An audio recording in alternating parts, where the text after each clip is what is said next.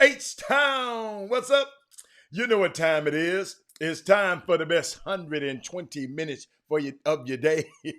The Chop Shop, the nation's number one urban sports talk show, and also your midday sports happy hour. Yours truly, Robert Hatter, alongside Jim Hicks, coming to you live from Houston, Texas, but we're broadcasting all over the world via Facebook Live and YouTube Live, and it is Tuesday. Great Tuesday, great day. Got so much. Oh, I got so much I want to share with y'all. Um, oh, yeah, he liked the Hawks that they played good last night. Yes, great. Hey, Tori, where y'all been? Y'all must have been on vacation. Y'all know this. Tori, let me tell you. You tell Eric. This these apps work on vacation too. You know, ain't no telling where y'all been. I saw it. I know y'all getting your house back together and everything. But shout out to y'all. Let me start off with my starting five today.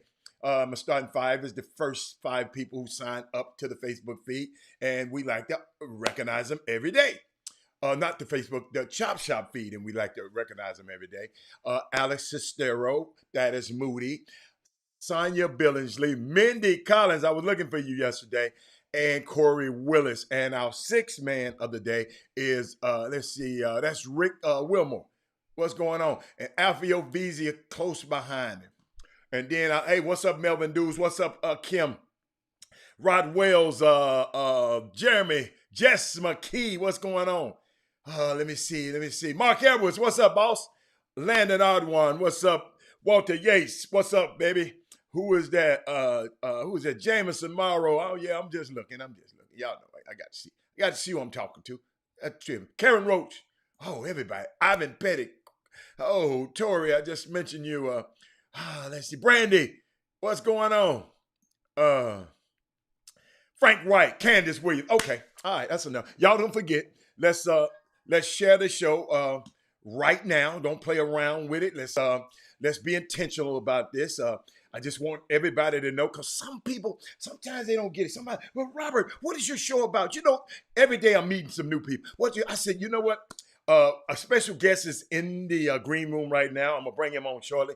But people ask me, what is this Chop Shop about? And then I tell them about it. You know, it derives from chopping it up in the barber shop. But what this show has evolved into, what I've seen over the last 5 years is we intentionally, y'all, and on purposely, I know that's not a word, but I just use it, on purposely, we dive into the world's messiest intersection, where the race and politics, sports and summer basketball, high school basketball, all of these stuff collide in this messy intersection.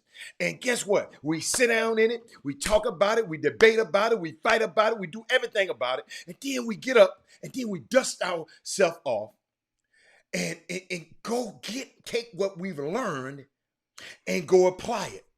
But what I've been finding out, a lot of y'all ain't been applying this knowledge that we've been giving y'all. I'm telling y'all, y'all got to understand, I hear a lot of stuff. And a lot of y'all are not applying the stuff that we're doing on here. But I just want to let y'all know that I'm gonna share some stuff with y'all a little bit later. But I just want to bring in my special guest. Man, his screen is looking better. Something's going on over here with this guy. Let me see who this guy is today. He got his glasses up. Oh, there he is.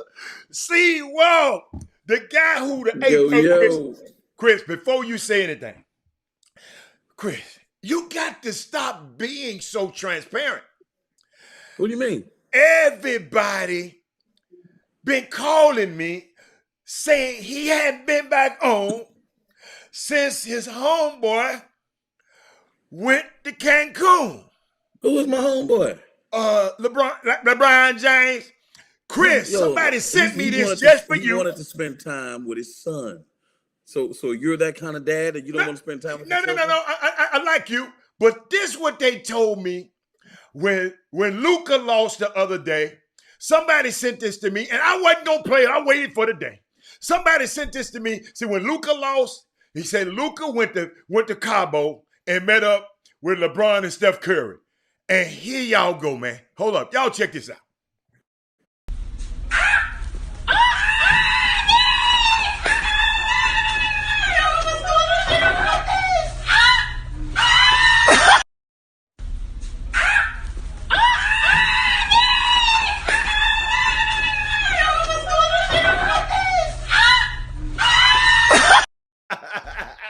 Yo, man, do you remember who won? Can I ask you a question? Do you remember who won the championship last year? Thank you very much. I have recency bias, Chris, so I don't know. Exactly. So let's end that nonsense. Okay, but Chris, that nonsense. Somebody sent that to me, Chris, and I said, what? Wow, that's how they met up. Man, it's unbelievable, Chris. Man, listen, I read something today. They better be careful in Dallas. They better leave Luka alone. Oh. Leave him alone. Oh, that's a good point. Leave him alone. I don't know if you read that. Good point. You know how these athletes are, boy. but Chris, you know, I got so many topics, but and I know you come on. You know, when we blessed to have you, man, on this show. You know, I just, you know, I know I'm blessed, and I just hope the rest of the people. When I just like to pick your brain, what's out there that you would like? Hey, first of all, before I have Chris say anything, let's share the show again. Let's share it. Let's share it. Ain't enough people on here yet, Chris. So, Chris, me and you just until enough people. Ain't enough people. Share it. I don't feel the shares. Let me share it again. You know, I just don't feel it right now. And just not enough people to talk about this.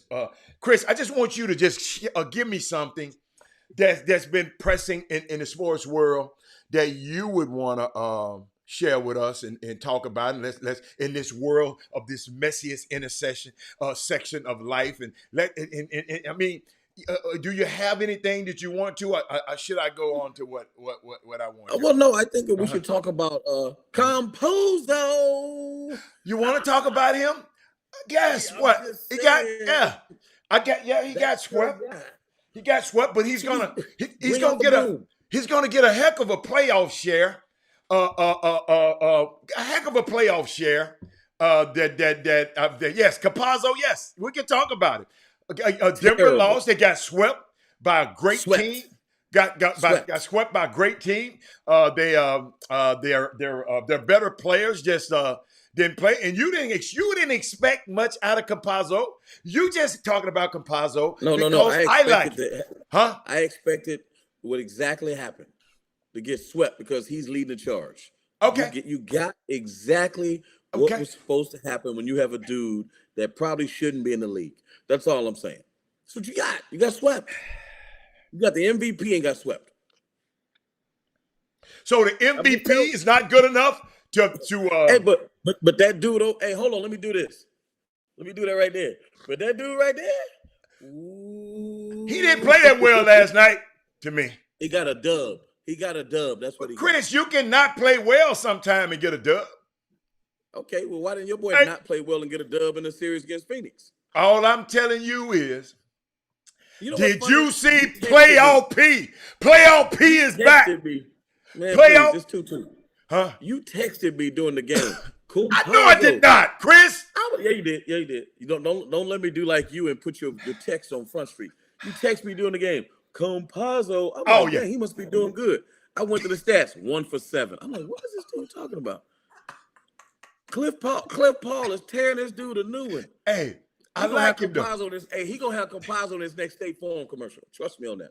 Hold up. Capazzo might not even be in the league next year. I don't know what the heck you talking about. I don't know why he in the league this year, but keep Yeah, going. but that's all right. It's all They right. always find. Hey, I know. I got one for you What you got? because you know you such a race baiter. I don't know why I even deal with you. I was reading this morning about Skylar Diggins. Did you read that? That's not race baiting. I think that was unique. I was gonna save it for tomorrow, but since you want to bring it that's up, a good one though. huh? I read that this morning. I was like, whoa. That was They about to scrap. interesting. But she said, but here's her thing though, and I'll let you talk about it and tell people. But she thinks that the WNBA does more to pump up white players than the black players.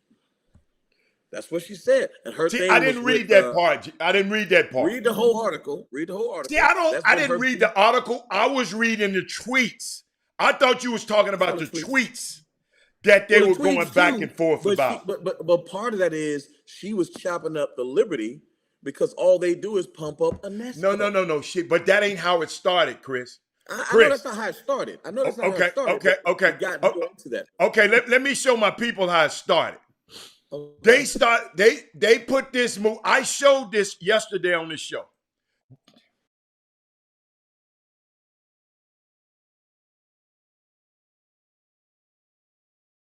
So that move right there, everybody got to talking about it, right? So I'm trying to find it. Somebody sent it to me. So everybody got to talking about it. So one of the Liberty girls on the Liberty team, Skylar wasn't even in this. One of the girls on the Liberty team. She put herself in though. Oh, afterwards, yes. So one of the girls on the Liberty team talking about, yeah, she got a dub with it. Yeah, they talking about, yeah, she got that, she did that move, but she got a dub, another girl on the Liberty team.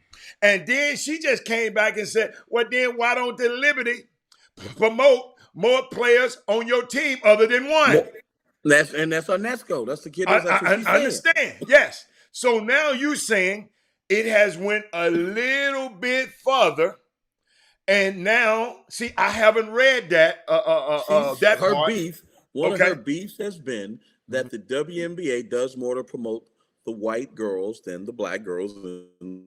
Hold up. Stop. Skylar Diggins, listen to me. You were the most promoted damn player on the planet when you first got in the WNBA. She's talking about the girls after her, though. She's not talking about just her. She's talking about other girls. You're right. She was the most promoted, but she's talking about the league in general. She's not talking about herself. I haven't read the article. See, I'm getting this secondhand mess from you. That's why I don't like to comment on stuff I haven't really read, because I find it hard for her and the girl. And then I know somebody said something to her talking about. They said something to her about Nike dropping her. And what I like her clap back, she said, "No, honey, check your facts. They didn't drop me. My price went up." And I signed with Puma. So that's what she said. They didn't drop me.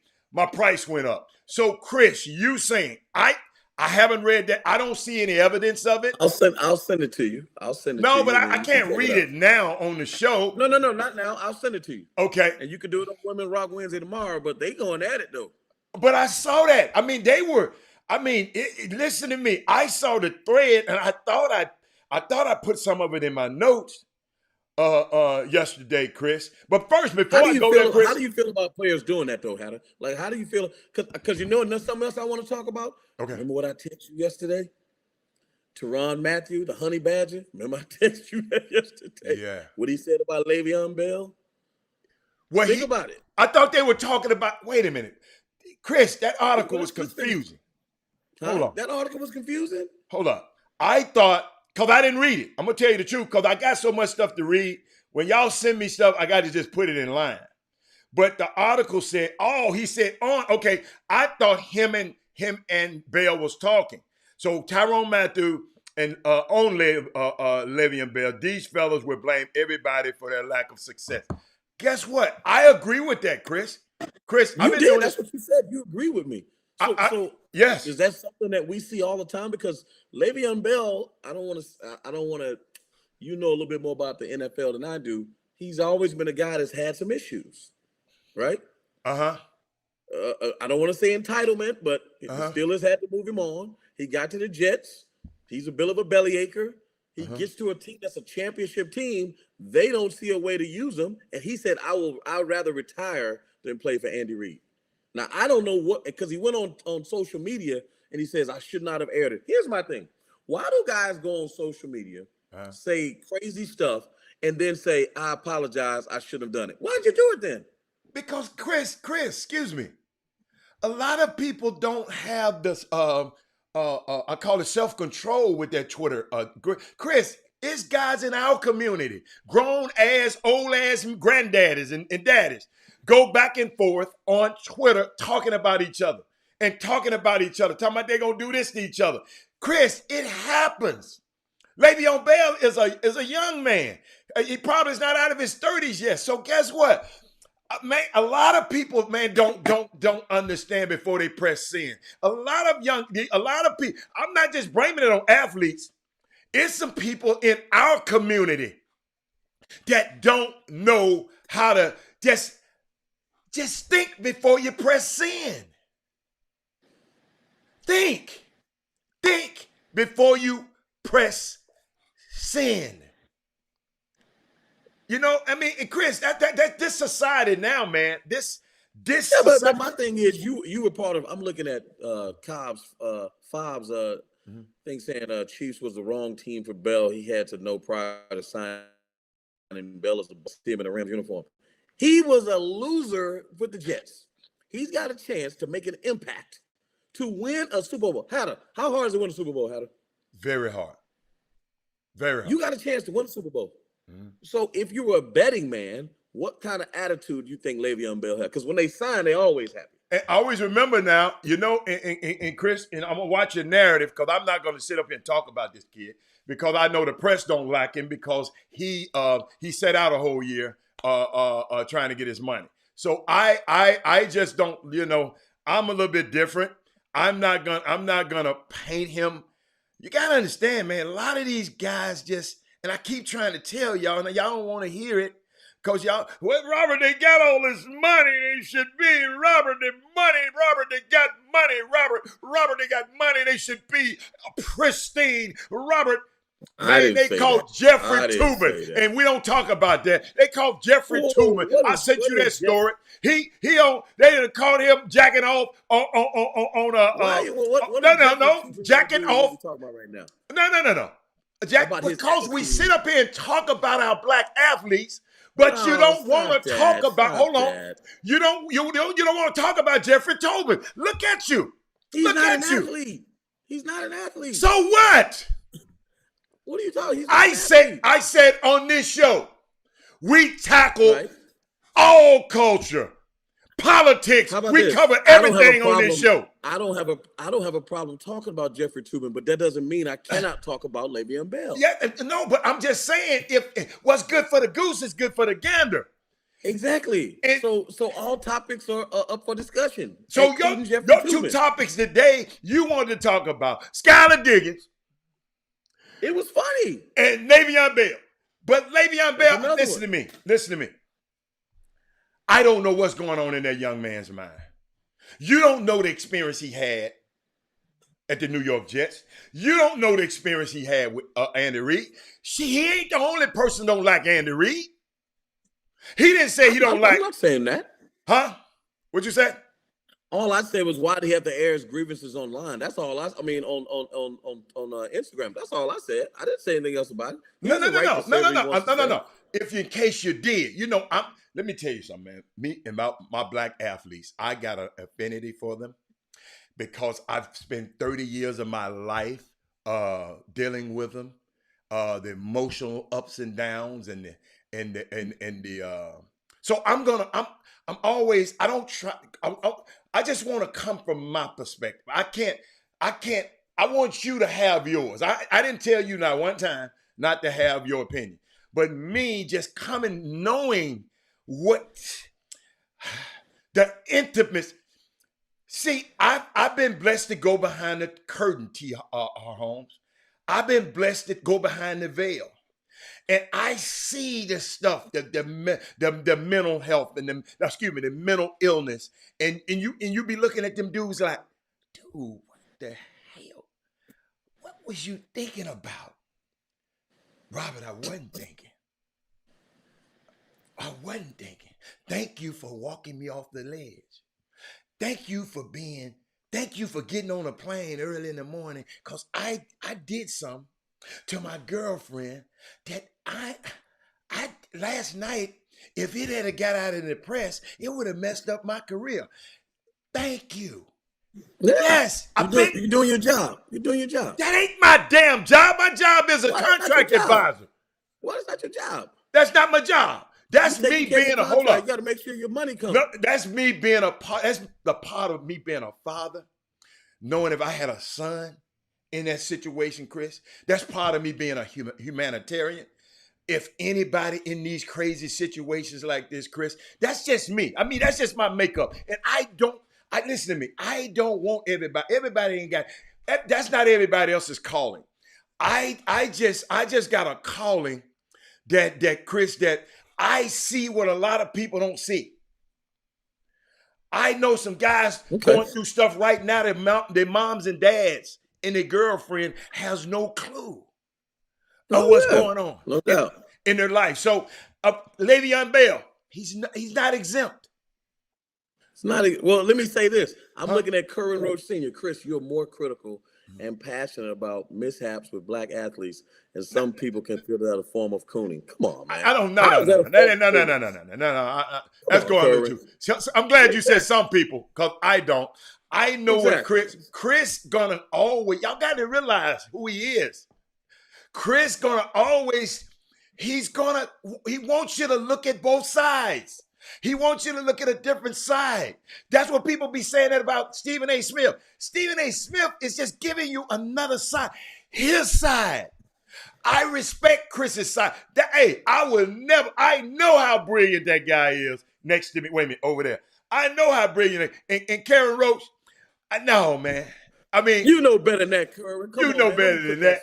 And he did say he didn't, but some people will. But no, you ain't got a cool. You got to, let me tell you something. You got a different view because you have different experiences.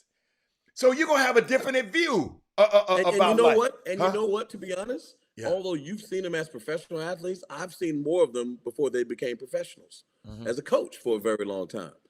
And I've seen the development of them. And you know what? You've seen the ones that make it happen. I've seen more of the ones that didn't. See that? That's why I love to talk to you. Because I love the coach. Guess what, Chris?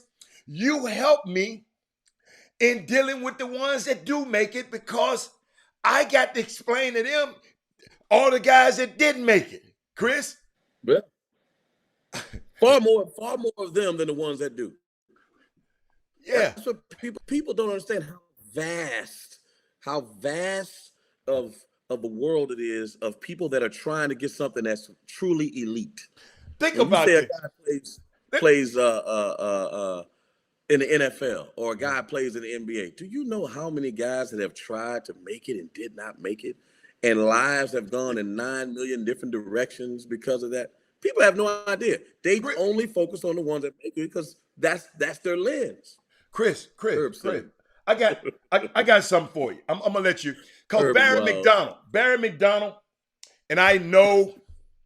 I'm gonna address what you said, cause y'all got to realize when you put something up on this screen, I'm gonna address it. Okay. This Barry McDonald just said, Chris, these young black athletes need to hire David Mulugata as their representative. He's a player's agent. Barry McDonald, have you did your homework on that? And nothing against David Mulugata, okay? He got a lot of clients. Why would you call him a player's agent? Give me that, because guess what? This is the same guy that represents Deshaun Watson. Barry McDonald. See, I want us to have an informed, Chris, I'll never forget you told somebody one day, man, let's elevate the conversation. Barry McDonald, you said, make sure you do your research when you putting that kind of stuff on the Chop Shop. Now, you can say that on any of them other stations, but Robert Hatter gonna say, give me your reasons. He's a player's agent. Okay? Was he's a player's agent? Okay, I got, and guess what? You're not responsible for everything your clients do. But would you, Chris, would you and Barry, would you agree that the Deshaun Watson situation could have been handled a lot better? I just told you I got on the plane. Dude, I've had situations like that before happen in my 30-year career. Never made it to the newspaper. Never made it to nowhere. So, Barry McDonald, I just want you now, don't back down. I want you to sit up here and give me what you mean by a player's agent. That's all. That's all. Tell me, could he, my question, talk him when I jog on my street? Okay, talk to him daily. I'm saying you said something. I don't care how many times you talk to him and how many times you jog. Tell me why you call him a player's agent. I don't want to hear about you to jog with him. That ain't. You made a statement on here, and I just want to hear it. Chris, what do you think about that, Chris? I mean, I don't know. No, it's very tough. Like, I guess the mark of a good agent is when they do have issues, because it happens in college basketball, college football stuff. You have no idea the kind of stuff that goes on, and they never make it to the media. It never makes it. And you're like, wow, the stuff that happens. If it's 5 things that make it, 25 things didn't. Yes. 25 things didn't. Yes. And that's a mark of I shouldn't say the mark of a great program is how they do damage control, but damage control is a skill set. It's problem solving. It's a skill. Yeah. Exactly. Barry McDonald, when you jogging with him every day, your first question should have been, how in the hell Deshaun Watson is in this damn mess? If everybody else know he been doing this mess, how come you didn't know? Those are questions, Barry. Instead of being a fan or a groupie, ask questions. That's how we get better in this world, man. We can't be up here. Dave, what up, Dave? Hey, Dave. No, Dave, come here, man. Come here, player. I know we jogging. What could you do? Yeah, what could we've done? What could you done better? What would you done different? And you could have came and what? Shared it on this show, Barry. I am trying, listen to me, if I don't do nothing else. But guess what? Chris, now look what this, we got a youngster on here, Jacoby, he don't have a clue. Because you just gave him this answer a minute ago, but he don't have a clue. He said because it's Deshaun Watson's fault. Chris, you just said you got to protect your money and your assets. Didn't you just say that? Absolutely. Did you just say that? Yes. Come on, man. Definitely Come on. Yes, it's Deshaun's. Deshaun. Okay. Now hold up. Now Deshaun's a grown man. So how in the hell he's a player's agent then? I said, how is he a player's agent. That's all I ask. I don't want to hear about all the stuff. I don't have to. Hey, is Rich Paul the player's agent? Yeah. What do you, Barry McDonald? My role from you. See, you want to talk about Deshaun, the grown man. That ain't what I asked you. And you know what else? And here's the other thing, Adam. That don't matter. Those grown men make dumb mistakes. It don't matter if you're a grown man. Those dudes, they got people they follow, they do stupid stuff, and they got people, if they follow the right people, they're gonna do good stuff. Those grown men, they see the thing is, they see these guys and they cheer for them.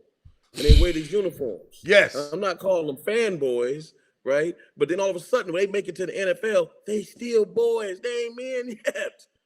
They're not men yet. They just dudes with a bunch of money, and they wearing the uniform that you cheer for. That's it. You telling me Kevin Porter from the Rockets is a man? Oh my God! You gotta be kidding me, man. If you knew that story, come on now. See, we so busy being fans and then get mad when somebody call you a fan. If you live on this street, all my thing is, and you haven't put that yet. My question to you was, what do you mean by a player's agent? That's all I ask. That's all I ask. You listen. Yeah. That's what I ask. You need to listen. And De'Aaron Fobbs said, Keith Fobbs said, how are you wasting your time? I know I am. But guess what? It's my time to waste. God granted me this time. It's somebody, De'Aaron Fobbs, let me tell you something, man.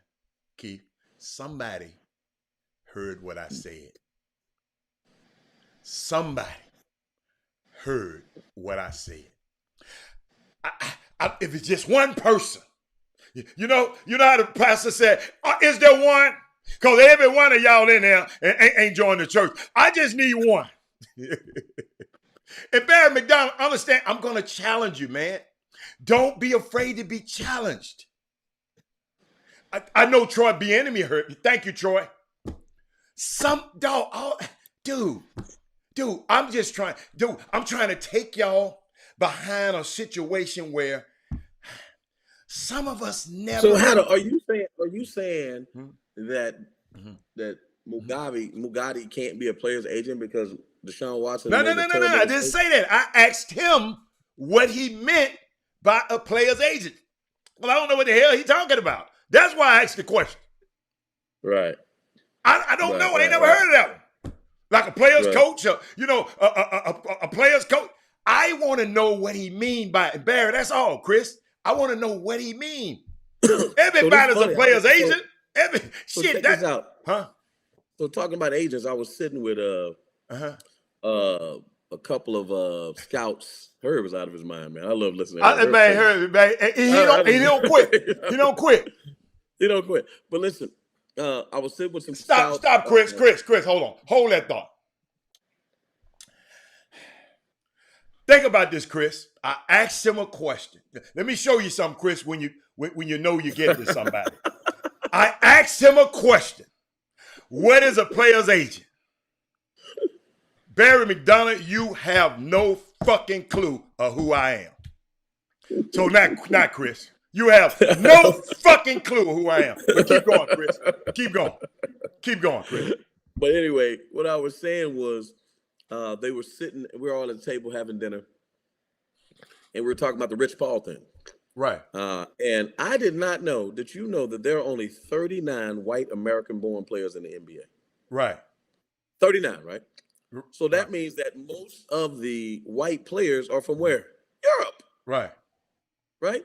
So we're sitting there going like, well, why does Rich Paul care that he can't represent some of the white players when they ain't even some of the better players? Chris, I talked to you about that, Chris. I said I just don't think he should have said that.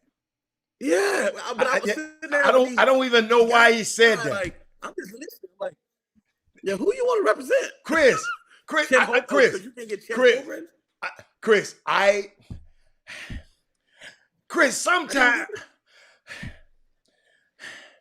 sometimes, man, just think about that. Chris, have you ever thought about that? Have you sit back? See, you notice when me and you tried to have a conversation with me about it, And guess what I said, Chris? I said, Chris, I'd rather not go there, man, because it's just, dude, you got everybody. Dude, LeBron and got you everybody you want. You all right. What are you talking about? Don't none of them guys, the white guys, make the money that your guys. What are you talking about? Now, if you was over in the NFL, we're talking about Tom Brady and talking about these other guys. Thaddeus Moody. Thaddeus Moody asked me about it and texted me about it. He said, Hatter, you told me the same thing. I said, what? I said, Chris, go and finish your story. I don't know why y'all was talking about it. It was just interesting because then we started talking about, how many African-American players in the league. We're like, well, why does he care when, if you talk about who's the kid that played for Charlotte, he might be the only one. And then Luka's up for a big contract. And some of them got some good contracts. And they were talking about Mark Bartelstein, I think Bartelstein and the Wasserman. Yeah, and Octagon. Yeah. Octagon. They got them all. And I'm like, well, damn, there's only 39 of them. And they ain't the ones making all the money. Like, what do you care?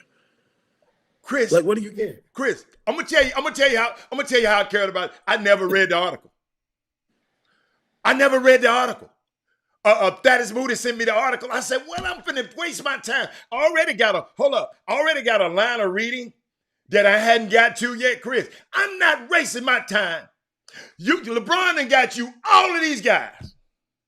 Half the Lakers squad is yours. Half the Draymond Green. Man, don't talk about them bums, man. Don't do that. We gotta get rid of some of them bums. Some of them bums gotta go. We got to get rid of some of them bums. We got a lot of dead weight wearing the purple and gold, bro. A lot of dead weight. Why you think LeBron quit? He said, man, I'm not trying to sit up here and deal with this mess, man. I'm out of here, man. Go watch LeBron play, man. I'm done. I'm not about to keep the end of my career trying to carry these bums. Try to be that. So you needed Campazzo? Hey, you needed Campazzo on your team? Oh my God! Come on, man. I mean, Chris, you always find your way back. What do you mean? Yeah, Chris, come on, go get it out, man. Let's do an intervention.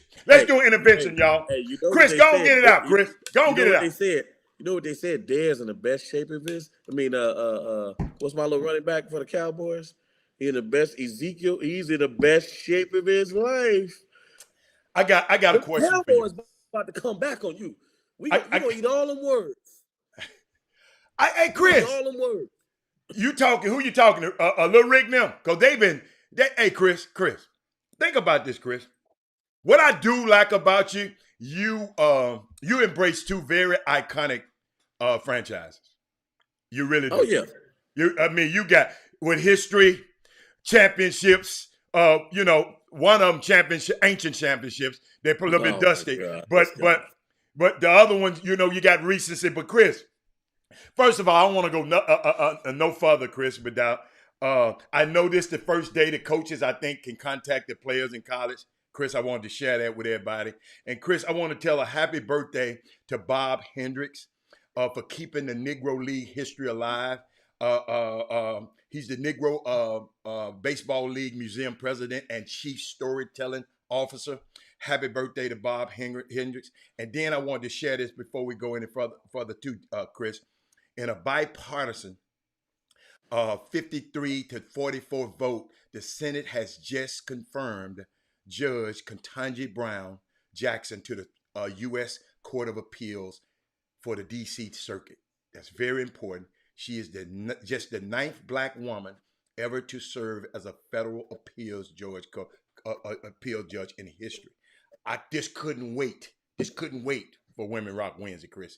Because I told people about her, I think back in January on a Women Rock Wednesday. I was telling a lot of people about her. I'm going to show you how cold she is, Chris. But I tell you what, I just want to mention her today. Tomorrow, I'm going to tell y'all how bad she is. Go look her up.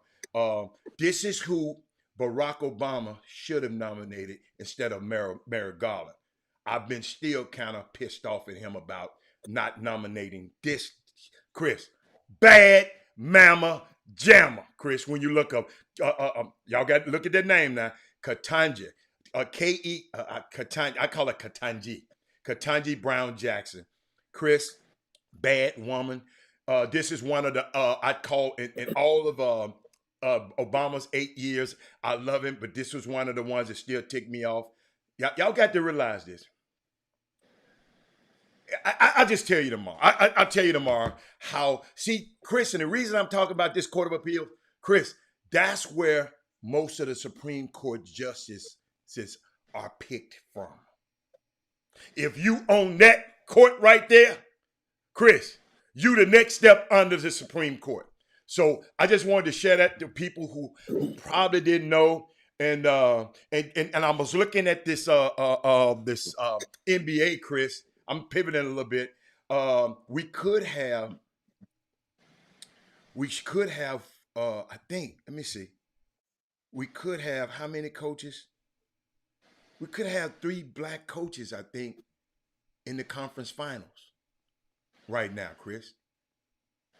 What you think, Chris? We got Doc. Shock Rivers. Doc. Tyrone Loser. Who's Tyrone. We got Monty. Nate. Monty and Nate. We could have 4.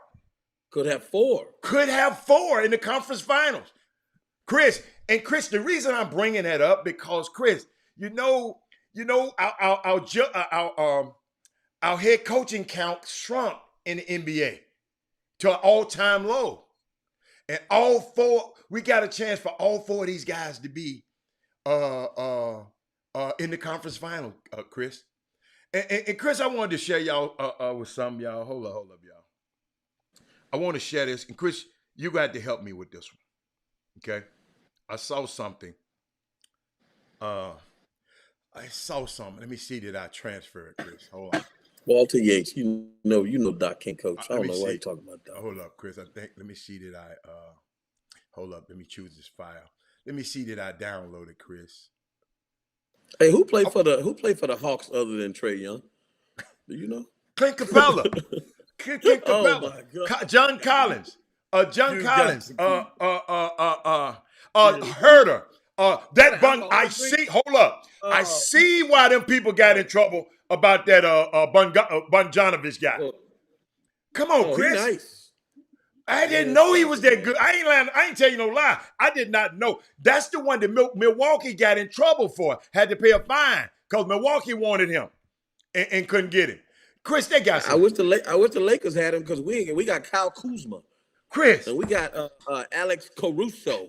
Chris, I wasn't going to go there. Chris, guess what? I just pivot because I got you on the show. I got to take advantage of you being on this show. Okay? Got to take advantage. I'm trying to see where I want to go with this. No, I got to take advantage. I got to take advantage of you. See, Chris, I want to get on the Nets. I want to get on the Nets in a minute. So no, Chris. I want to get on the Nets. I know, Chris, but Chris, I happened to be privy to a Zoom call the other day. A Zoom call, and they was telling me about it. Y'all need to share the show on this one. Because I'm going to have 2 topics that everybody going to. I got a summer basketball topic for you, but I got a black coaches thing for you. Are a black coach. Excuse me. You are a black, a former coach. And I know we want to get into the NBA, but I got you. I got to take advantage of you. Jeff Goodman was on this Zoom call with a lot of coaches. I think a coach from assistant coaches from a few colleges. They had the assistant coach from Florida State. I don't know his name. They had a CY. KY. What his name? CY. CY. Okay, that's it. There you go. They had the North Carolina A&T guy.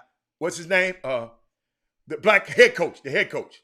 Okay. They had him. Old dude. Okay. And, a few more guys on there, right? And they were talking about Sean Woods was on a guest that's been on this show, right? Sean Woods was on there. They were Jeff Goodman asked them a unique question. Stop it, Herb Baker. Hey man, we got to stop being nice to the guest. Y'all eating Blaze pizza, man. Y'all gonna make Chris not want to come back. Y'all know that. Man, please. I'm Teflon. Okay. Talk about it then, y'all. Hold on, Chris. I want you to share this. Jeff Goodman was on this Zoom call with all these guys, right? And he asked them a question. What can white media do to help the visibility and the profile of the HBCU coaches and the black coaches, right? They were talking about this, okay? Sean Wood said, first of all, Jeff, why don't some of y'all come to the damn games and hang with me and feel the atmosphere? Then you will have, and I know you haven't been able, you can interject anytime. I took notes because I might have missed something, so you can interject. He said, come to a game and experience hanging out with me, Sean Wood said. Come down here, Jeff, you and I think Rob Doster, Chris, that's one of your colleagues, I think. He's a writer, though. He's a writer. And then you can give this atmosphere merit to the HBCU. If you come down and experience, you've never been to a game. You can tell a better overall story if you came down here and experienced the play of these guys. Then, Chris, they said this what started the topic. Have you heard of Turnkey, the search firm called Turnkey? You heard of it? Their narrative was from that search firm is that black coaches don't market themselves. This is what Turnkey said, right? Interject anytime you want to. They said, and one of the coaches said, we need to address the elephant in this room as a profession. Change the perception. Check this out. Change the perception of HBCU basketball within our own community. He said, we forget what Turnkey says. We need to change the perceptions of HBCU basketball within our own coaching community. Chris, okay? Then, because he said, as a young man gets a job at Florida Gulf Coast, at Wofford, or at the College of Charleston, the perception is he on his way up. If he gets a job at an HBCU, the perception is he's stuck. Could you talk to me about that, Chris? It's the truth. It's the absolute truth.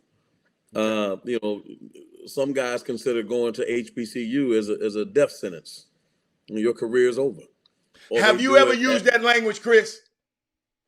I've never used that language, but I mean, I've certainly wasn't interested in going there, to be honest with you. Okay. The resources are not the same. It's just not the same. It is what it is. Okay. When you in a career and you put your time in and you work your butt up. Here's the thing. An HBCU, it is the perception, as you said before.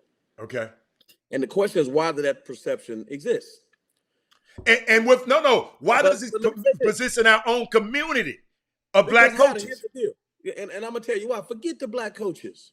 Forget the black coaches. Tell those same black coaches, because they got to realize basketball is a full scholarship sport. Okay? Mm-hmm. Full scholarship. You don't have to pay a dime. Mm-hmm. Let Prairie View and Texas Southern go try to recruit a kid, and University of Houston and University of Texas want them. They'll show you what it's worth. It ain't about the coaches showing what it's worth. Those parents and those kids are going to show you what it's worth. Mm-hmm. They don't think it has no value, and they go there as a last resort. Okay, that's the truth. And so they'll go to Northwestern State. They'll go to Wright State before they go to Southern. Why? I got a question. Okay, tell me why that is. Can I add on it? Can I add on this to this? And that's a good one. I'm glad you. I said I had another topic, but I got you here. I need you. A lot of people don't want to hire. What I found out, a lot of people, these ADs around the country and these other schools, don't want to hire guys when they have HBCU on their resumes. I don't know about that. I disagree with that. I got a client right now I'm dealing with, and that's something that in his head. I didn't say all, Chris. I said a lot. Yeah, but my thing is basketball is basketball, and I think HBCUs are far different than they were 20 years ago. Okay. You can get you would think like, oh, HBCU, they call it a money game. You're going to beat it by 20, keep it pushing. Mike Davis changed that. I'm telling you that right now. Mike Yes. Davis changed Yes. that. They talked about him in there. Mike Davis changed that, Yeah. and getting transfers in the transfer portal has changed that. It's different now. Where kids wouldn't normally think about that as an option, they do now. But here's my thing, as I said before, it is the perception in our community that that's not a good place. And I know Kevin Allen's on his feed. How do you know it too? Yeah. Before Johnny Jones tried to get the Texas Southern job, who tried to get the Texas Southern job? I did. You did. Exactly. Yes. Exactly. Yes. So my thing is, it's a good point. and I tried to get the University of Houston job. Yes. So my thing is, a career arc is different as you mature as a coach. You start seeing things. People don't realize Mike Davis was the head coach at Indiana, and Mike Davis was the head coach at UAB. Yeah. Guess where he had most of his success? Texas Southern. Wow. Texas Southern. Yeah, no. He went to the Final Four. He went to the Final Four. He did. But as a consistent winner. Okay, I got you. He was a beast. But Chris, they only give y'all credit, black coaches in these credit if y'all go to the tournament, and they don't let y'all. One thing I would want them to do is try to do something about that. Always giving the HBCU person the 16th seed. I don't like that one, because guess what? That's a graveyard. It's called strength of schedule. I understand. Chris, these guys change rules for anything. So I got another. Is it true? You help me out. Is that when these ADs hire somebody, they want to win the press conference when they hire? Absolutely. You don't win 100%. The press conference if you hire a guy from an HBCU. Well, let me say something. I'll say this. And again, no disrespect, because I don't know these people. Okay. So you're telling me that Jon Scheyer, who just became the head coach at Duke, never called a timeout in his life. Okay?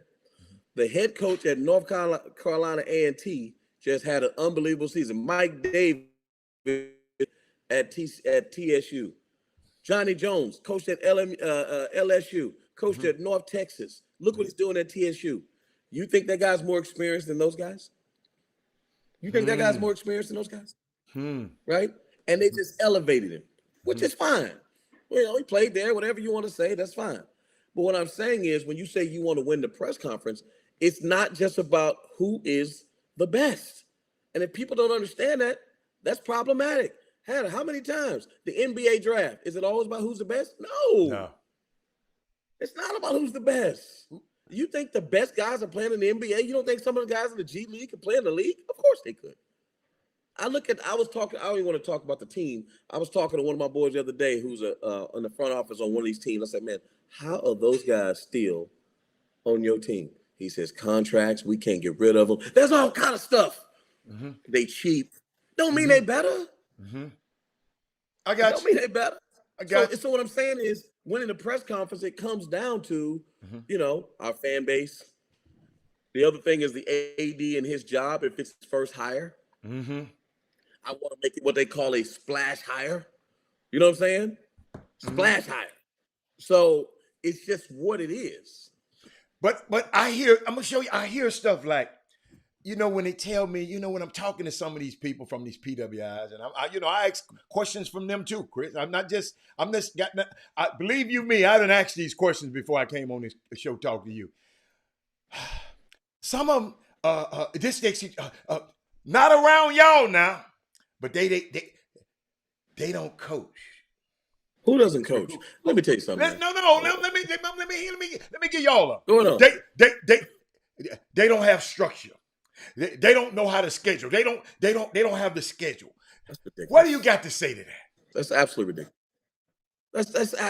Dude, let me tell you something. This is what the hiring people are saying about you. Again, but here's the deal though, bro. It's like saying, oh, F. Gary Gray can't direct do movies. Yeah. Training Day can't direct. Tyler Perry only does Medea. He can't direct. If you allow them to do that, that's what they do. Somebody's got to push through that and be like, yo, that's not true. And Sean Woods coached at Morehead State before he became the coach where he is now. So he Yes. coached at a PWI. Yes. So most of these guys come from those environments, and I get it. I get it. It's very difficult. It's very difficult. But here's the thing, I don't want to cast any aspersions on black colleges or HBCUs about the way they handle business. I don't want to do that. Okay, I'm not going there. Whether they're underfunded, the way they handle, the way they do their politics, if you know what I'm saying, Hatter. Okay. There's politics there too. Okay, let's forget them. Let's forget them too. What I found out, just listening to these guys, that a lot of the HBCU coaches they're not irrelevant until they win or until they make the NCAA tournament. Let's say the HBCU. They're not relevant. They're not relevant until they make the NCAA tournament. Until they get out of that pack with the rest of the HBCUs, right? But what I was saying about it starts with our own. We got to stop having a SWAC mentality, Chris. We got to stop having a MEAC mentality. Because I know what your uppity at. I mean, excuse me, your uppity behind. Excuse me, Lord. Excuse me to I mean, my grandmother watched this show. Barry. I know. But and Barry McDonald, you just called me at a bad time. But we hurt ourselves, though, Chris, to me, with our own mentality. Because I know Todd Bozeman can coach. I know Ben Job can coach back in the day. We got to do a better job, to me, of helping ourselves. Because every big time... You stepping on the ant bed now. You're stepping on the ant bed because we're not allowed to criticize ourselves now. We can only criticize the other. We can't criticize ourselves. That's not a part of it. Hold my coffee. I'm just saying, we're not allowed to do that now. I got more. We can only criticize because, that's the way it works. Hey, we got to do a better job of helping ourselves, coaches, okay? Every big-time coach, I done found out. Every big-time coach is a big-time promoter. Coach, what's a big-time coach? Explain that to me. Because he on TV? Coach Cal. Coach K. Coach K. So let me ask you a question. Uh-huh. This is what I'm trying to tell you guys about the dynamics of sports. Uh-huh. LeBron says, I'm going to the Lakers. And guess what the Lakers do? Win the championship. Kawhi says, I'm going to the Clippers. Or I'm going to the Raptors. What they do? Win the championship. Uh-huh. If the parents say, listen, all our kids going to Southern. And so that's everybody keep talking about the coaches. Well, if the player, hold up. So what? The coaches got to promote themselves so the players can want to. But when they see, when you see Kentucky, hold up. I remember you told me, man, ain't nowhere in the world if Cal would have came down here and gave your son a scholarship you wouldn't have win. I said, I promise you I would have turned it down. Okay, first of all, stop lying. But here's the deal, though. Stop lying. But here's the deal, though. Here's the deal.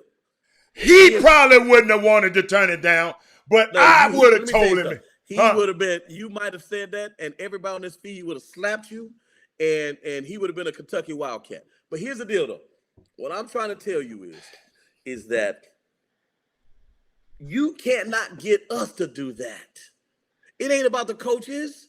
Mm-hmm. You don't think Byron Smith would try to recruit certain players in Houston or Johnny Jones? Johnny Jones recruited Shaq at LSU. Yeah. Dale Brown. Johnny Jones recruited Chris Jackson. Yeah. Come on, man. Do you understand who Johnny Jones is? Yeah. He been to the mountaintop over there. Yeah. But Johnny. Well, he had the LSU behind him. He couldn't have got Shaq. Could he? Okay. He couldn't. Here's my point. Could he got Shaq without? Okay. Here's my point. My point is he's done that already.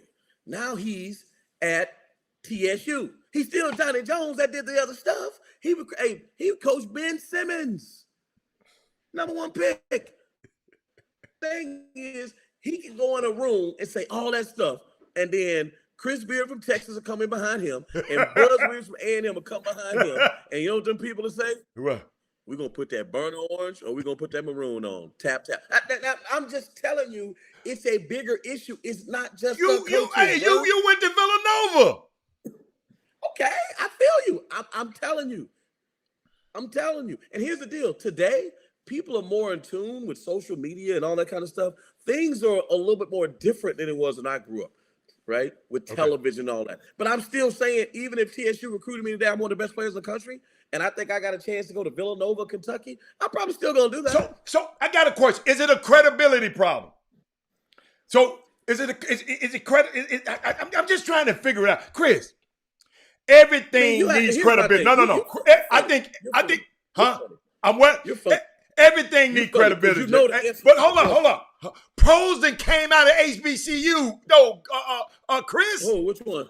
What his name? What's the boy with the funny hair? Didn't Ben come out of there? Did Coach Charles Oakley come out of there? Didn't the boy from Tennessee State who giving the money away now? Robert. Pros have came out of the HBCUs, Chris. That's true. I agree. What's your point? I'm just saying everything needs credibility. That's what I'm saying. So when you let me ask you a question. I just hate when y'all guys like you, because I know you ain't saying it on this. When guys, black coaches like you, tell them don't get stuck.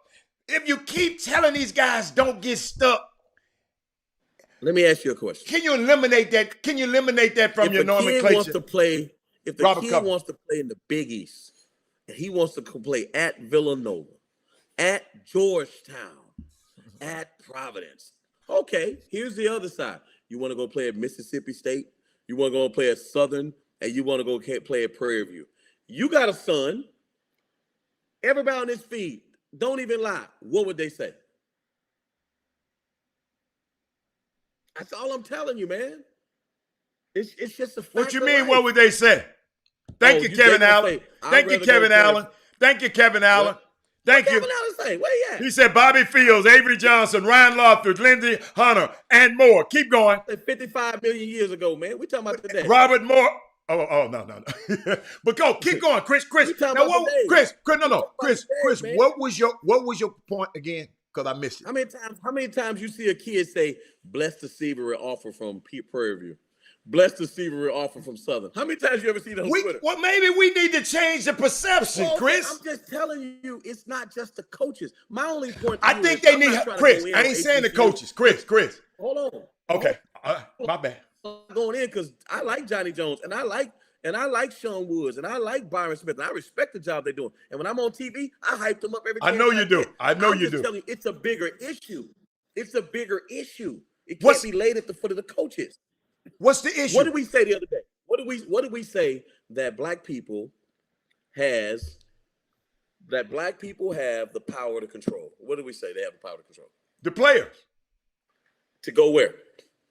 Wherever they want to. College. And what else? And to the pros. And no. And your agent. You can pick your agent. You're right. So think about what I just said. Okay. So now, parents, AAU coaches, right? Or whoever their confidants are, or they help them make the decisions, have a chance to do what? To bless those guys. Yes. So you can blame the coach all you want. Right. And I didn't blame the coach, Chris. Okay. I wasn't blaming the coaches. I'm blaming the community. I'm talking to me too. You say they don't market themselves. You say they could do a better job. Everybody can do a better job. Okay, so tell me when ESPN gonna have Big Monday and they gonna put Prairie View versus Texas Southern on Big Monday. Because it's based on ad dollars and it's based on eyeballs. But Chris, I can't control ESPN, but I can control my mouth talking down on HBCUs. And a lot of us don't. As parents, as you, black coaches like you, some of y'all, when y'all in y'all moments, y'all do talk down on the black coaches. I've heard it so many times. I'm not going there. You go there, you get stuck. All I'm saying, all of us, we need to help in changing the perception. They need us to help them. Even hold up. Even the press, hold on.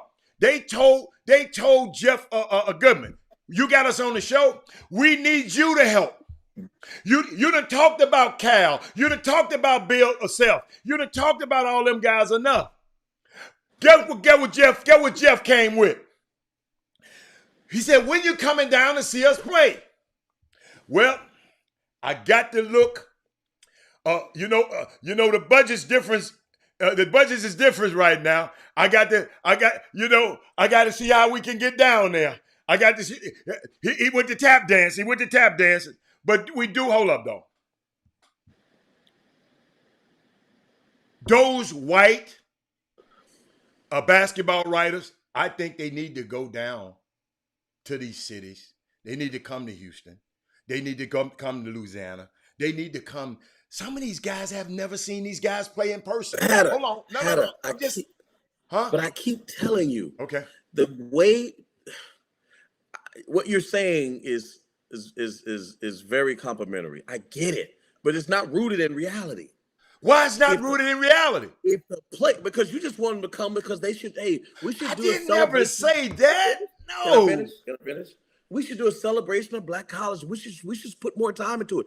No, what we should do is get some of them parents to get some of them dudes to go there that's going to be in the league, and then guess what happened? Jeff Goodman got to go down there. You don't have no choice. You see what I'm saying? Chris, they got to go. Chris, there. You preaching to the choir. Hold up. For the last 5 years, I've been saying this. I mean, it's some HBCU people on here that go to HBCU. How did they? That never happened. They even mad and talking negative about Mature Maker. Come on, I told you that experiment wasn't going to work. And how I said, man, you Negroes, I just shut up sometime. Sometime I just said, Chris, I know it's the parent. Chris, even Robert Hatter, I said this on this show. I'll never forget it in my life. I came on this show and said, high school coaches, black high school coaches, black summer coaches, do y'all know how much power y'all have? I said, y'all got the power to send all these black coaches. They don't have the power. Excuse me. They got influence. Okay. Over these players. Depending on the situation. Yeah, depending on the situation. But guess what? Them the ones who talking to the mamas. Them the ones who talking to the daddies. But what I done figured out, y'all, over this weekend, is a lot of these daddies and these mamas ain't listening to nothing nobody says. Adam, you're telling a kid who plays football, forget about basketball. Okay. Hey, man, you got a chance to go play at Alabama. Yeah. Or you can go to Alabama. What do you think you're going to do, Coach? Go to Alabama. I got one even better for you. Put the coach, the black coach who coaches at Alabama A&M, make him the head coach at Alabama. Make Nick Saban the head coach at Alabama A&M, and still see what they would do. They probably go to Alabama A&M. No, they won't, man. They'll follow Lou Saban. They'll follow Nick Saban. You lost your rabbit mind, bro. Man, let me tell you something. Bro, they're going to the highest level, bro. They're going to the highest level. Period. Chris, they're going some people think their ice is cold. Nick Saban is over there. I think I need to go try that. Nick Saban is over there now. I'm going. You tell me it ain't some of them. You got to be at your rabbit mind. You think it ain't some people that think like that. Think what? Nick Saban is over there, Robert. It must be. They done came up. They got Nick. Listen, unless they're going to have 100,000 people in the stands, they're going to have state-of-the-art workout facilities. They're going to pay them like crazy. You have lost your rabbit mind. So unless they change that, it ain't happening, player. It's Disneyland. We wasting air right now. We burning calories right now talking about some nonsense. Put like this here. You take your butt to Alabama A&M if you want to. If I'm the coach at Alabama, you ain't not recruiting me.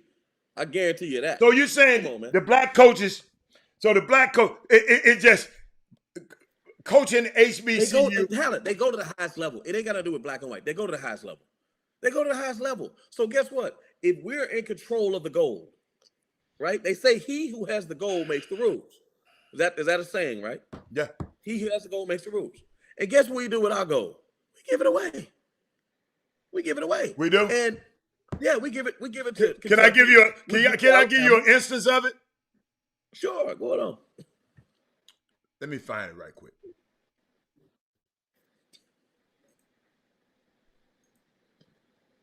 A vicious attack at a West Side gas station. And thieves target a man because of the gold chain he was wearing. Tonight, he's talking with our Tim Pamplin, who joins us from the scene with the night cam. Tim.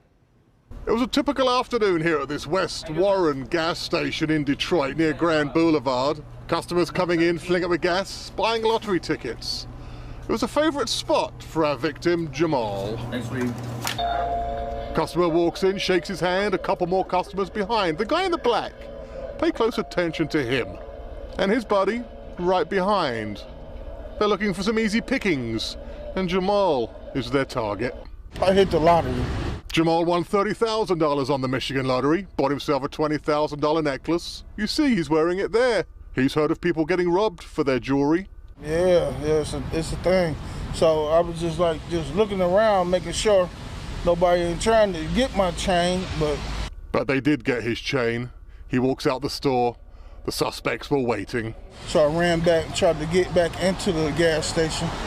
They had grabbed me, tackled me down. A particularly vicious attack, punching him, kicking him, getting him to the ground, ripping off. I didn't want to go there, Chris, because you said something, Chris. You said Well, what is something. that? I didn't get. What was that about?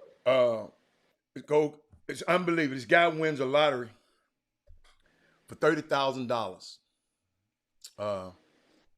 Winning about $20,000 gold chain. Okay.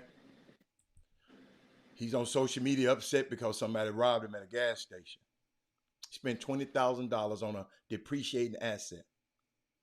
I'm just talking about the mentality. You just told me about our mentality. But really, he was just spending. That asset that he brought is worth less, y'all, than it was when he bought it. It's gone now. Unless he had insurance on it. I was gonna say he could have insured it. And we, okay, we should be sick and tired of being sick and tired. Think about this, y'all.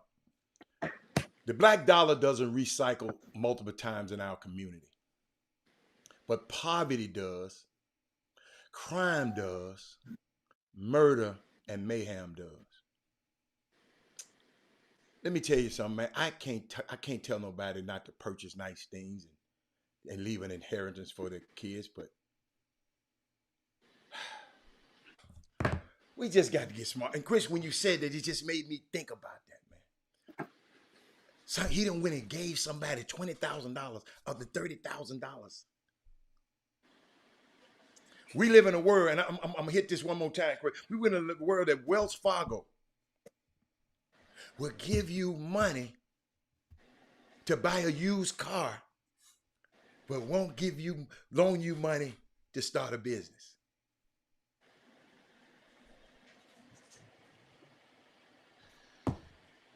So it harkens back to what you said about having a conversation about us doing it from the inside out. And that's the part we don't want to hear. And Melvin Dew says, everybody says it's a great idea until it's they turn the bat. Right. Till it's they kid. Yes. Then all of a sudden they want to go play for the Longhorns, where they want to play a racist fight song, and then they want to placate everybody by hiring a black band director. Yeah. You know what I mean? So when people sit up and talk about certain things, I just shake my head. I say, listen, you can say whatever you want, but I'm the most informed person, period, in my life that I believe. I get it. I just know how to work within the confines of the situations that is sports. Sports is corporate athletics, corporate America, corporate athletics. The Lakers, that's corporate athletics. You got to understand that. Mm-hmm. It's the same. No matter if the workforce is African American, don't get it twisted. Yeah. Still corporate America. You right. know? And so when you look at college athletics, it's corporate America. Now, albeit in black colleges, if you go to a black university, most of the people that run the show are black. They're African American. So if there's issues. You said running the show or the talent? Running the talent. show. Running what show? Yeah, the president, the vice president, whatever. They're not. Okay, you said they're not African American. No, they are. At HBCUs, people run the show. Oh, in HBCU. Okay, I got you. Yes, okay. They're black. Okay. They're black. Mm-hmm. You know? So I mean, I don't want to go on here and cast aspersions and say things that because I know people that work at black colleges. I don't know black colleges, HBCUs that complain. I know some that like it. I know some. I know a broad spectrum of people that deal with these universities, and I don't want to be negative. I don't want to come. Okay, well, hold it, because you want to be negative. Regard. Yeah, but Chris, no, but Chris, so you telling me? Okay, you telling me these negative connotations you're about to make? They're not. Hold up, they're not prevalent on the PWI side either. Not as much, no. No, not as much. Let me tell you something, man. The biggest issue on the and again, you got to realize there's a lot of layers to this. So that's why we have this conversation. How about let's get a black college AD on the chop shop? How about let's get a black college president on the chop shop? And then let's let them talk. Because I'm giving my opinion, and my opinion is coming from what I hear from people that actually works at those universities. I got you. I'm not telling you what I don't know. I've never worked at one, so I can't tell you. All I know is what they tell me. Just same. Okay. It's same as I. Right. So when I hear certain things, I just like, dang. You know, and I'm not saying that there aren't challenges at PWIs. I'm just saying to a degree, there's more challenges. Remember her said, I know some Texas Southern graduates that can only get hired at Texas Southern. Man, them bad people, they probably want to go there. But Chris, I'm glad you said something. I want to share something. It's a historic moment, and I don't know. And Chris, I didn't know this. You might have known this. But for the first time in the United Negro College Fund history, they have a black person as the chairman of the board. Right. First time.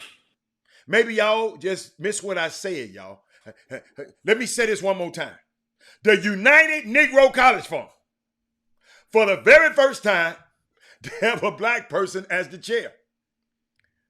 I said, wow. Who is he? Milton Jones. The CEO is Michael Lomax. And you know what, y'all? I sit there and thought about that. I said, wow. Unbelievable, Chris. All of these years, we don't even Chris, before we get out of here, Chris, I gotta go. I'm gonna leave that alone, because I could have went somewhere with that, and I don't want you to go there. But Chris, somebody sent me some. Y'all got to help me with this one. We finna get into summer basketball talk. The summer basketball guru ain't here, but I got the, if I can't get the guru, I got the maestro. This guy can tell you, let me tell you something, Chris. Please don't put that thing LeBron, when LeBron made a layup and everybody going crazy with Drake there. Please don't talk about that. No, I mean, that's ridiculous. No. Okay. I didn't even see Nonsense. that. I didn't even see that. I didn't see that. Yeah, nonsense. But Chris, I did want to share, because Chris, have you ever been a high school coach? You ain't never been a high school coach, right? Okay. Nope. I've been hearing this dynamic. You know, I hear Jimmy talking about it, I hear people talking about the dynamic between the summer coach and the high school coach. Do I have a summer coach and a high school coach that did both? I know something, and y'all got to help me with it. Why does a high school coach get in the gym with his guys in the summer, or get whenever he talk to his kids, or if he come to the gym where they at? Why does a high school coach says, and this is a true story, Chris, this is not a hypothetical. There y'all go with that AAU bull crap. But he don't say bull crap. He said, yeah, all that AAU stuff, all that AAU this, AAU, everything is a negative connotation, an older coach, about AAU. High school coaches, that hurts the kid.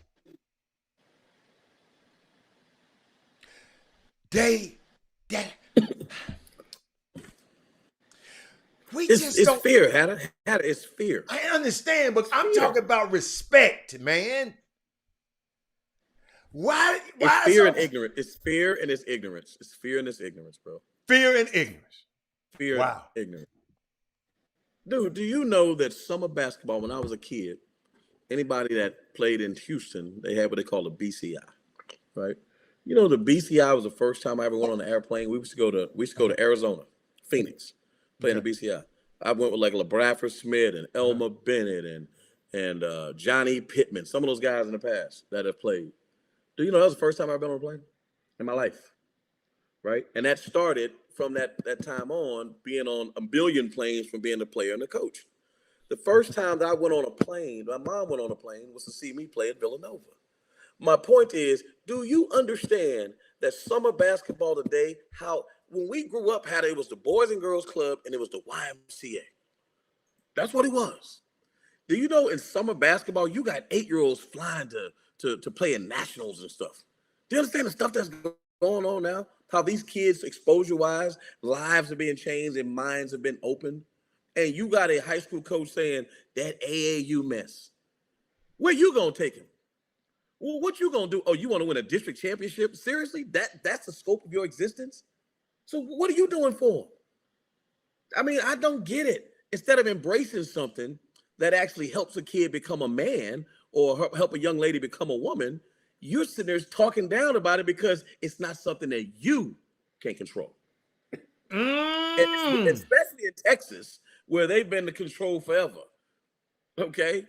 I mean, I don't get it, man. It's ridiculous. So, Chris, I got some comments. I want to address these comments. Kevin Lewis said because his high school coaches believe AAU coaches are ruining the game. One of the best coaches in high school, Coach Woods, he coached AAU basketball too, Kevin Lewis. Come on, man. It's rumor. Listen, the bottom. Why? So you don't think they run plays? What makes a high school coach better than a summer coach? Let me ask you a question. This is what I always tell people all the time. Hey, tell me the degree you got to get to become a high school coach. Is there like a certification? Is there a degree? Tell me the degree you got to get to become a college coach. You got to take a class? No, you just get a chance because somebody choose you. Wow. With a high school coach. Wow. What do you mean? Like, it ain't like the bar. It ain't like to pass the medical exam. Like, tell me who decides who becomes a coach. Because you go to a couple of clinics, because they have an academic component that makes you better than a summer coach. There's some high school coaches that could never coach a high-level summer team, ever. Couldn't coach if their life depended on it. Because they don't know how to manage them parents, they don't know how to manage all that talent, and they don't know how to manage all the stuff that come along with it. You've been around a high-level AAU team. It ain't no joke. It ain't high school. It ain't high school. That's the problem I'm having with this, y'all. And I'm seeing your comments, and I'm trying to. What I'm doing, I'm highlighting y'all comments, and then I'm going. Karen Rose said history teachers with stipends. Great one. Great one. But I'm looking at Robert Yates. Chris, that's not it. High school coaches have to constantly break bad habits in the summer. I have gone to high school games, and you don't think I see bad habits? Oh, my God. They the freaking worst. I'm like, this is crazy. Stop that nonsense. Stop that nonsense. Chris. So then somebody else said, high school coaches do develop their players. Do you know that they're more AAU guys do more training than high school coaches do? Yes. Sports-specific training than high school coaches do. And I say it again. What makes a high school coach better than a basketball trainer and better than an AAU coach? Who says they're better? Because you got high school behind your name? Come on, man. How about some of y'all get involved in? If you got so many issues with it, get involved. Preach it, Real. Come on, man. It's nonsense. Preach it, Real. Nonsense. Come on. Nonsense, bro. Chris. Bad habits. And I'm loving this, and I'm seeing the passion, and I'm seeing all these comments. Chris, when I bring a topic like up, Chris, I got all, Chris, I done saved all of the things. So if you just want me to put them up on the thing, I'll tell. They said, tell them, Walker. I'm not saying high school, but I'm just saying, why would you go over there, man? That bullshit ass AAUs, then that bull, and then guess what he tell the AAU coach? Hold up, and the AAU coach is there, and guess what he tell the AAU coach? Man, you know I wasn't talking about you. That's just like the white folks that call everybody a nigga and excuse my Negro, a ninja. But you, my friend, I ain't talking about you. Let me tell y'all something, man. Stupid, man. I've had the advantage of watching and seeing both of them. I can't believe you know what? I can't believe some of these guys have a job coaching. But then I found out that's not their job. Their job, there's a science teacher that get a stipend to coach. So guess what? That's why I have no expectations of the high school coach. But don't come tell me they know how to coach so much better. I've been to the EYBL and watched these high level games. And Please. His high school coaches couldn't coach in that situation. No, they couldn't handle that mess in the EYBL because a lot of high school coaches never been to the EYBL. They don't even know what it's like. They don't know what it's like. They have no clue what it's like. They never coached talent like that. At best, they may have a half of a Division I player. At best. AAU is all-star basketball. A lot of these guys, they never coached all-star. I mean, they got to stop living that little bubble, man. They got to stop that. It's ridiculous. Let me get some of the comments, Chris. And here's the other thing. And it ain't going nowhere either. How about that? And it ain't going nowhere. What, AAU? Yeah. No, it ain't going nowhere. Anywhere. Victoria, you know when a woman say something like, I reality that parents acting a fool at the games give AAU a bad name. They act a fool at high school games. They act a fool at high school games, too. They act a fool at high school games. Without AAU, kids don't get scholarships. College coaches do not attend high school basketball unless you're a stud. It's a great point. You're not learning bad habits from 2 practices a week. When the kid get to school, he practices every day for 9 months. Oh. So let me ask you a question. So here's what I always used to say to that. So let me get this right. So you saying I'm a bad coach, so he been with you for 9 months. Oh. He been with you for 9 months. But you saying he bad when he come to me. But he been with you. I like that one, Chris. But so just because a guy's 6'5", and he got to be center for you, but knowing that if he wants to play at a high level, he got to be a 2-man because I let him play the 2 guard, he's getting bad habits. No, because he's not going to be able to go to college where he wants being a 6'5" center because he's the biggest kid in your neighborhood, coach. Come on, man. That's nonsense, man. Coach, they're killing me. Coach, I'm telling you. Absolute nonsense. The EYBL changed my, I guess, his way of coaching. That's good. Hold up, I'm just but let me tell you something, Chris. I'm looking at Walter Yates. They with the high school coach all year long, and then they give it the summer coach, and all of a sudden they're getting bad habits. Yeah, Chris. I go watch high school games. I just laugh. I used to go to practices all the time as a recruiting, and I sit there and go like, "Are y'all serious? You're telling me that dude's better than that guy?" Says who? Who is the one that says the guy that coaches at Cashmere is better than the guy that coaches at Houston Hoops? Who is that saying that? Tell me who. And then show me the track of the guy. I'm not jumping on Cashmere. Show me the track of the guy at Cashmere and where he came from. Well, he was a middle school coach. Oh, so he better then. You're right. My bad. He better. Chris, no one never put it like this. Keep talking, Chris Walker. No, I'm just saying it doesn't make sense. It doesn't make sense. They don't like summer basketball because it gets so much pop. But the rules of recruiting are revolved around the summer. Period. So that's less power for them, Chris. It's less power for them, Chris. But they would rather see them playing against elite players because that's what they're going to play against when they get at the next level. So they play on their high school. Dude, think about it. There's 500,000 kids playing high school basketball. Actually, let me take that back. That's 500,000 boys playing, right, at each level. Out of probably, I would say, 50,000 high school boys that are playing, only 1,000, a little bit over 1,000, going to get a scholarship. So guess what? So why go see them playing it with their sorry high school team? You want to see them play with elite talent and against elite talent because they got to go play at Duke in Kentucky. So seeing them play, you know what my point is? There aren't very many Division I players on a high school team. Most of them don't have Division I players. That's why they like the summer. Come on, man, this is crazy. Okay, crazy, man.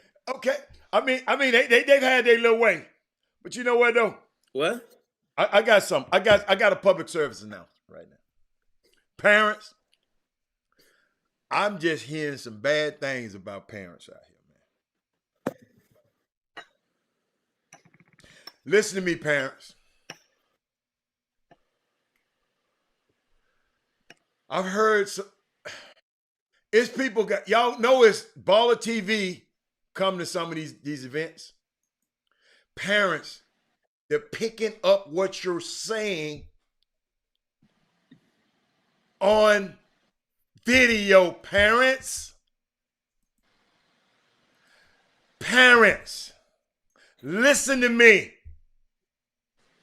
Some of y'all been listening to this show for years. Parents, do me a favor. Leave the coach alone. I'm going to repeat this. Why that coach is at the games on the weekends, leave them alone. Chris, I got to repeat it again, Chris, because it's some people out here that's on this damn feed. Leave these coaches. Don't confront no coaches. Don't ask them nothing why this weekend is going on. Unless it's my son need to go eat or something like that. Don't ask him about no damn playing time. Don't ask him about what he doing to your son. Don't ask him about the look your son getting. Parents, y'all embarrassing the hell out of me, man. Yeah, good luck with that. Hey, Coach Leah. Parents, y'all listen to me. I don't care, Chris. I'm going to start shaming y'all. Listen to me, parents. Leave these. Listen, Chris, you got kids coming out the. Chris, you got kids. The coach said, let's slow this thing down and value each possession. Right. And the kid gonna come on the sideline and tell the coach, tell the kids, hey, man, this AAU, man, we running and gunning that thing. That's what he tell the rest of the players. This the player. This the player on the team.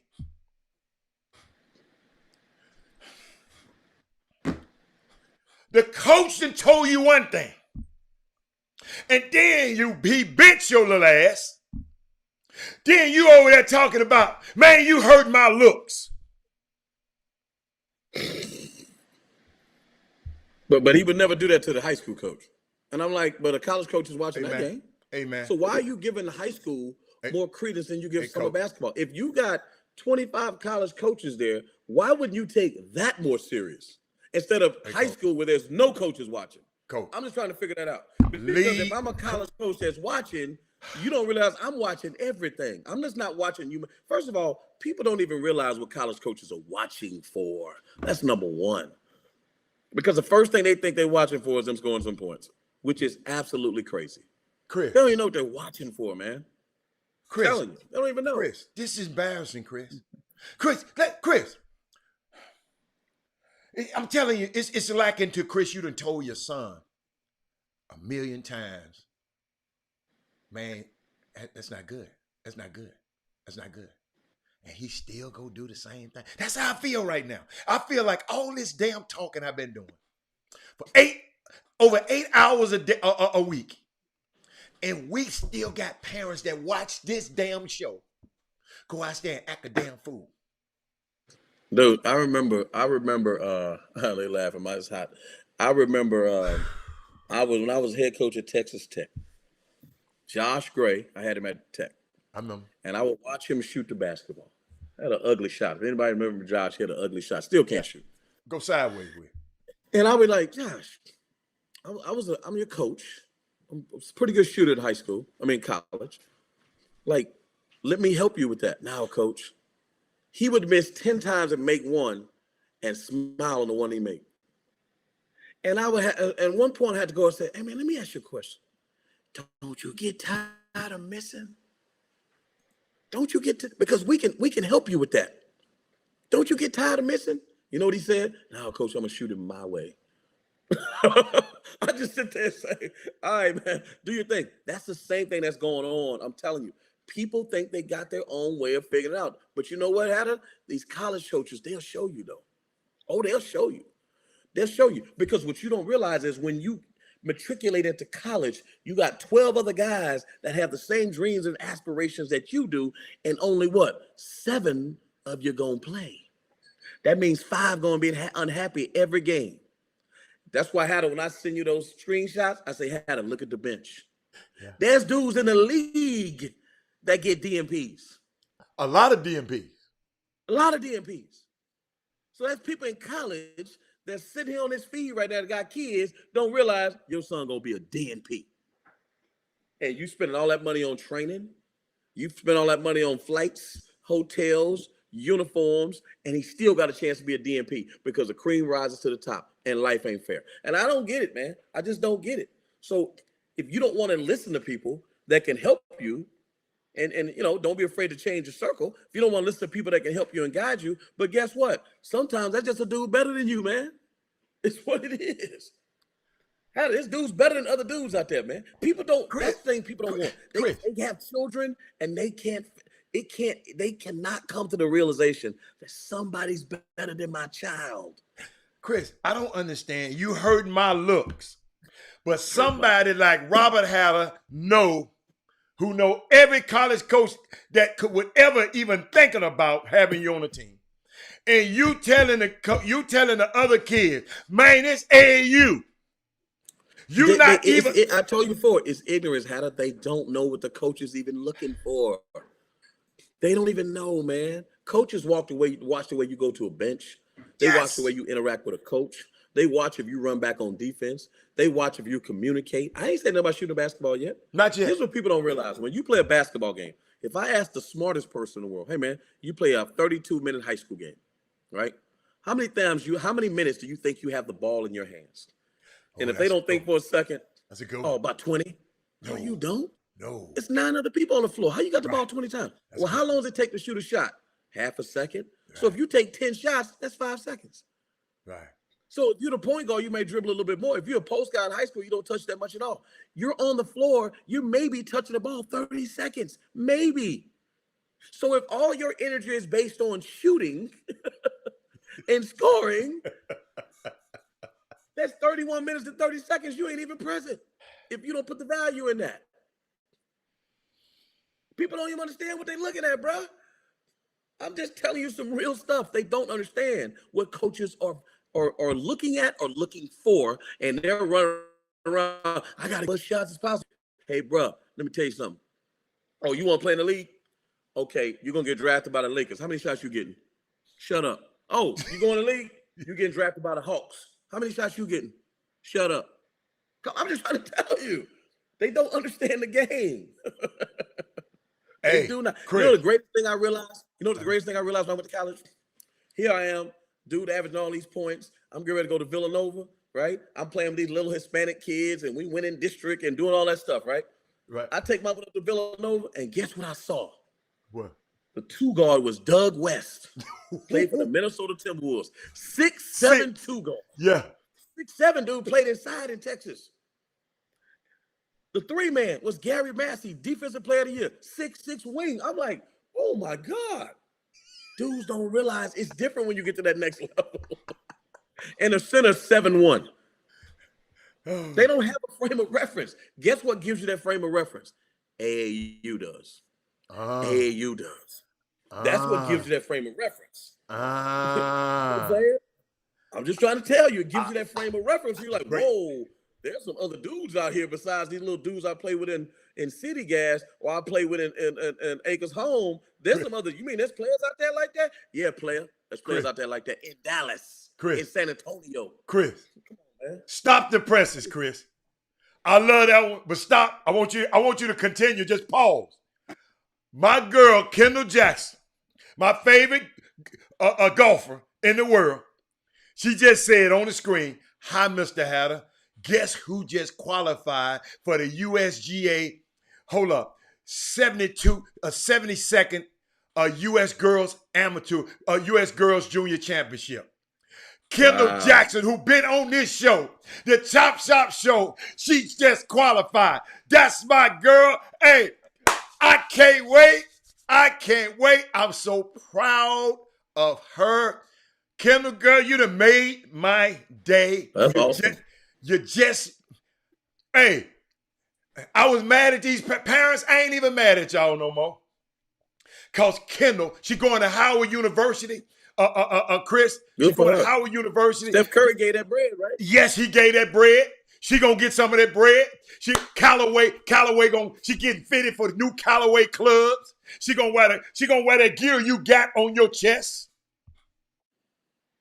Man, let me tell y'all something. This young girl is from our community. Man, I got to give me some tissue. Where my assistant at? Because I'm getting teary-eyed up here. I can't wait to get off and share the good news with her. But, Chris, I didn't mean to stop. But, Chris, that young girl. No, it's all good. It's unbelievable to me. I mean, she just made my day. Now, Right. hey, Chris, guess what? I was talking that stuff, telling me I wanted to play against her. Chris, I went out and played that same evening. Some partners of mine had played with her and played against her. They said, Hannah, you don't want no parts of that. You don't want no parts of that. She hit it strong, she hit it straight, and she gonna knock it in the cup.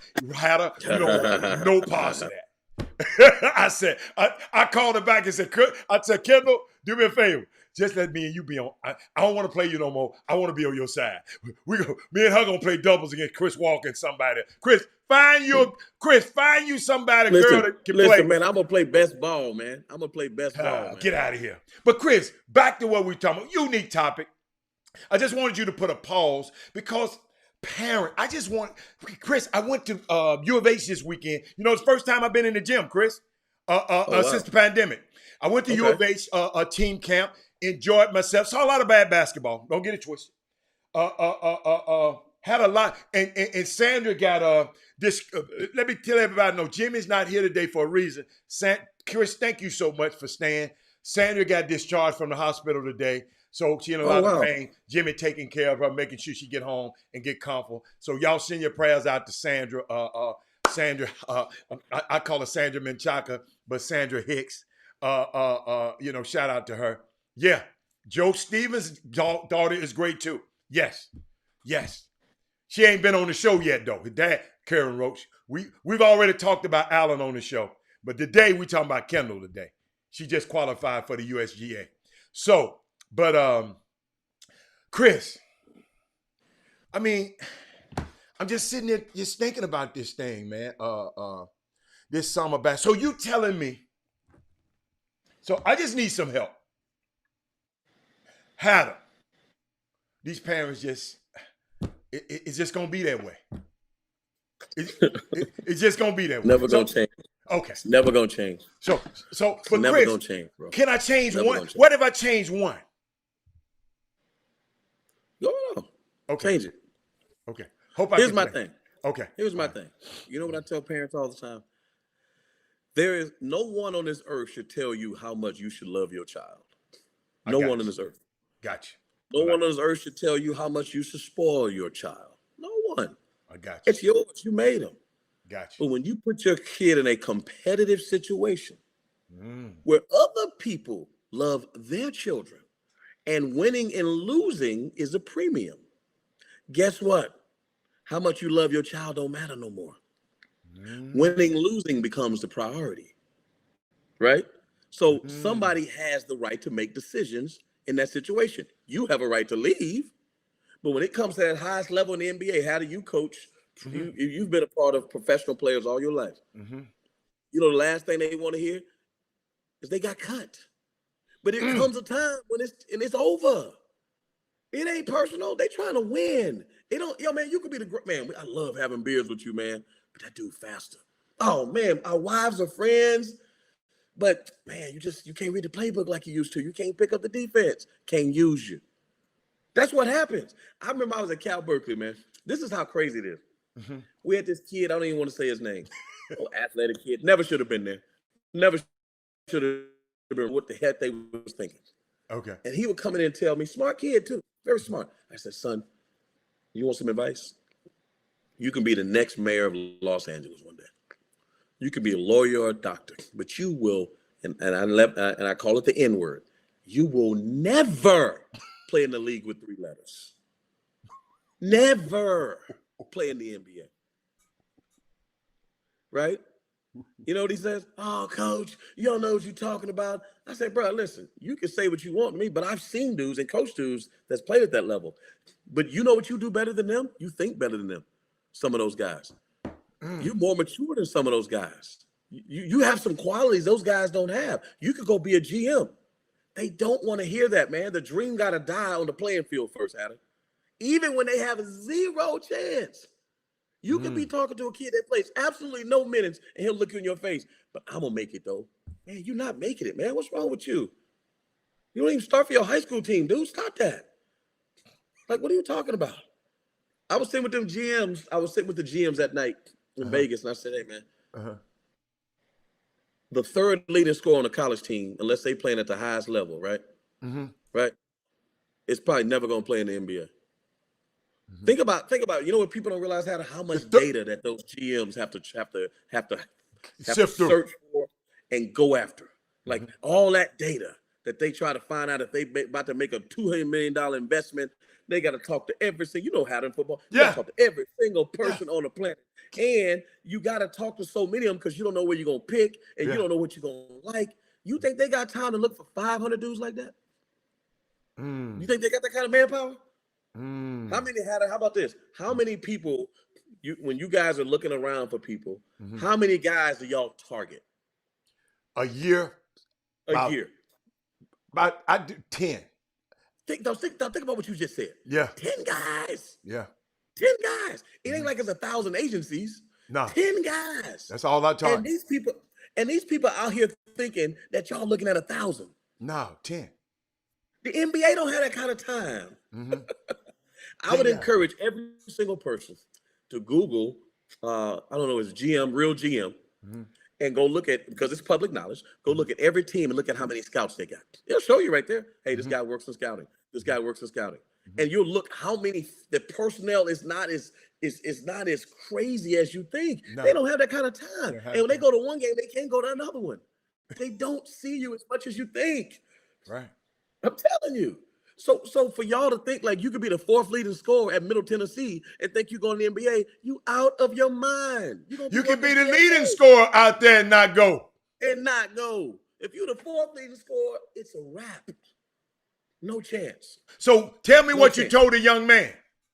And by the way, Barry McDonald talking about your Tom Ford specs, and he must can't see it up close. But that's Tom. That's the Tom. Like Barry. That's the Tom Ford. If you look at the top of the Frank, that's the Tom Ford's emblem up there on it. That's a T. It's like Tom Ford. I was just helping him out a little bit, Chris. But Chris, what? I lost my train of thought. But Chris, I mean, no, I'm just saying. You asked me what did I tell the kids, and the kid was like, well, "I'll just do this and I'll just do that." And here's the sad thing about it is, again, you always tell me I'm a dream killer, Hatter. It wasn't even about dream killing. I knew exactly who he was. Right. He didn't work hard. Right. He wasn't serious. He didn't have him. He was just lying to himself. And you know what he could do? What? He could go on social media and say, "I play for Cal." I'm like, what do you got to do with the NBA, man? And you know what I tell kids all the time? Hey, man, I don't get paid to get you to the league. I get paid to help the team win. When they write my contract. Hold on, stop, Chris. People, that didn't went over a whole lot of parents' head. Hold on, Chris. That was a good one right there. The college coach ain't paid to do what? The college coach, I'm not paid to get you to. Say that one more time, Chris. The college coach is not paid to get you to the NBA. He is paid to win championships. Just like the high school coach who's telling you, hey, you ain't nothing. He's paid to win the district. He don't get paid by how many people go to college. Guess what the AAU coach cares about? How many dudes he put in college? Come on, man. Oh, so that's Chris. That's a conflict. Power, yeah. Exactly. Wow. Exactly. That's the truth. So, if what you got to do is you got to get people on the shop and let them come talk, but get a high school coach, who AAU coach up here, and let's have a conversation. And then let them start going back and talking about they don't teach them no skills. Well, oh really? You really think that? No. AAU basketball is called showcase basketball. Because if you ask a college coach, guess what the last thing a college coach wants to see? He does not want to see an AAU coach going in over coaching. He wants to see what the kid can do. And a lot of high school coaches, that's what they do. They overcoach. They'll hold the ball for 1,000,000 seconds just to win a game. That's what they do in Texas because they don't have a shot clock. They'll sit there and hold the ball. We got to win. Dude, they're here to recruit them. They're not here to watch you coach. They're here to recruit. You know what I'm saying? So if you're saying that, then the little boy was saying this AAU. Let me roll. But I don't know what context he meant, because he might be like, man, let me shoot every time I touch it, and I don't have to run back on defense. I have no idea. What's up, Nishan? I saw Nishan over at the Tangos. Hey, her son can play now. Her son can play. No, we know that. You just didn't know. That boy can play. No. Hold up. You just didn't know. Hold up. We already knew it. Hey, you late. I had to give her a hug and say that was all Hannah. That wasn't me. That's what I told her. Hey, you should have blamed somebody else. She know it wasn't me. That boy got a chance. He got a chance. Wait a minute, Chris. I was hoping she just saw you and choke you on the spot. But I knew you was gonna go talking that over. I knew you was gonna get the line to her. I already knew it. Deshaun, I didn't know. Miss Deshaun, I didn't know. Coach, when I see one of them long dudes in a sweatsuit that look like that can dribble, don't fall, and they can block shots and dunk. No. Coach. So you know what they say? What? I'm gonna be on the winning team, Coach. Hey, right after the show, y'all, I called Chris. I said, Chris, he said, man, I didn't know. I didn't know. I said, I know you didn't know. I'm calling and telling you. He one of them. He got a chance. He certainly got a chance. That's all I gotta say. He got a chance. And guess what? All you can ask for. And Chris, and that's all you can ask for. Let me tell you something, man. Uh-huh. I remember, I swear to God, I remember watching Trae Young when he was a baby. And I was like, man, I just don't see it. Too little. Yes. I don't see it. What's up, Matt? I don't see it. Yes. I just don't see it. I watch him at USA Basketball. Yeah. I don't see it. Oh, my goodness. I'm just telling you, man, some dudes just got it. And we ain't always going to be right on all of them. Right. You know what I'm saying? Right. I mean, think about Jared Vanderbilt. Come on, man. Jared Vanderbilt. I'm not saying he's going to be an NBA All-Star. He's going to pro. We knew Fox was Ricky going. Winslow's son. Yeah, we knew. Winslow's son. Yeah. Pros. Yeah. Kelly Oubre, I knew he was going to be good. I didn't think he was going to be this, but I knew he was going to be good. Yeah. Right. Man, I'll never forget this. I remember Kelly Oubre daddy in a tournament. Went down and snatched him up one time, man. I couldn't believe it. He walked down and said, "You better play." And I think he's playing for Ronnie Courtney, I want to say then. But like some of these parents, man, they super intense. Why these high school coaches get mad at me, man? What they say? I do you, Chris. I'm a high school coach, and I have coached grassroots basketball and allow kids to play. No. It's not blanket, not you, Corey. He didn't say it was an absolute. We not to quit talking in absolutes. Chris might make you think that way, but he know. College won't see a kid like that. But they all not like that. Yeah, but colleges do. But the kid I was telling you about, the coach was saying, look here, man, we got to limit the other team's touches. So when we don't have it, let's make sure we have it. Don't just try nothing crazy. And the little dude said, man, you ain't let me play my game. This AAU. You know what I tell him? I say, give me my jersey. Go over there and play with them dudes over there. And guess what that dude over there gonna tell him? The same thing. I mean, I'm not saying no coaching takes place. All I'm saying is that, you know, when you have to know what college coaches are going to watch, man. If I'm telling you that there's tens of thousands of people playing summer basketball, and only and now with the transfer portal, that number's all the way down. So high school kids, there's about three scholarships per team, right? Average upon each year. 350 schools. Do the math. Okay. With the transfer portal, that's about a third of that is probably gone. A third of that is probably gone. It's harder for a high school kid to get a scholarship. It's harder. So what I would tell people is that, again, I'm one of those guys that say, man, try other sports too, bro. Like, you don't know which one you're going to be good at. What's wrong with being Mookie Betts? What's wrong with being Fernando Tatis? What's wrong with being Ty Law? Whoa. Stop, Chris. Chris, it's just as hard to be one of them too now, Chris. Don't think it's easy there. But hold up. But some of these guys have better skill sets. Some of these guys have better That's skill conducive sets. to that. Okay, I got you. Yeah. I got you. Okay. But you know what we don't do anymore, Hatter? We don't play every sport. When I grew up, you played every sport. You played every sport when I grew up. Right. Me too. Baseball, so you played baseball. Basketball, you played basketball. Football, you played every sport. Right.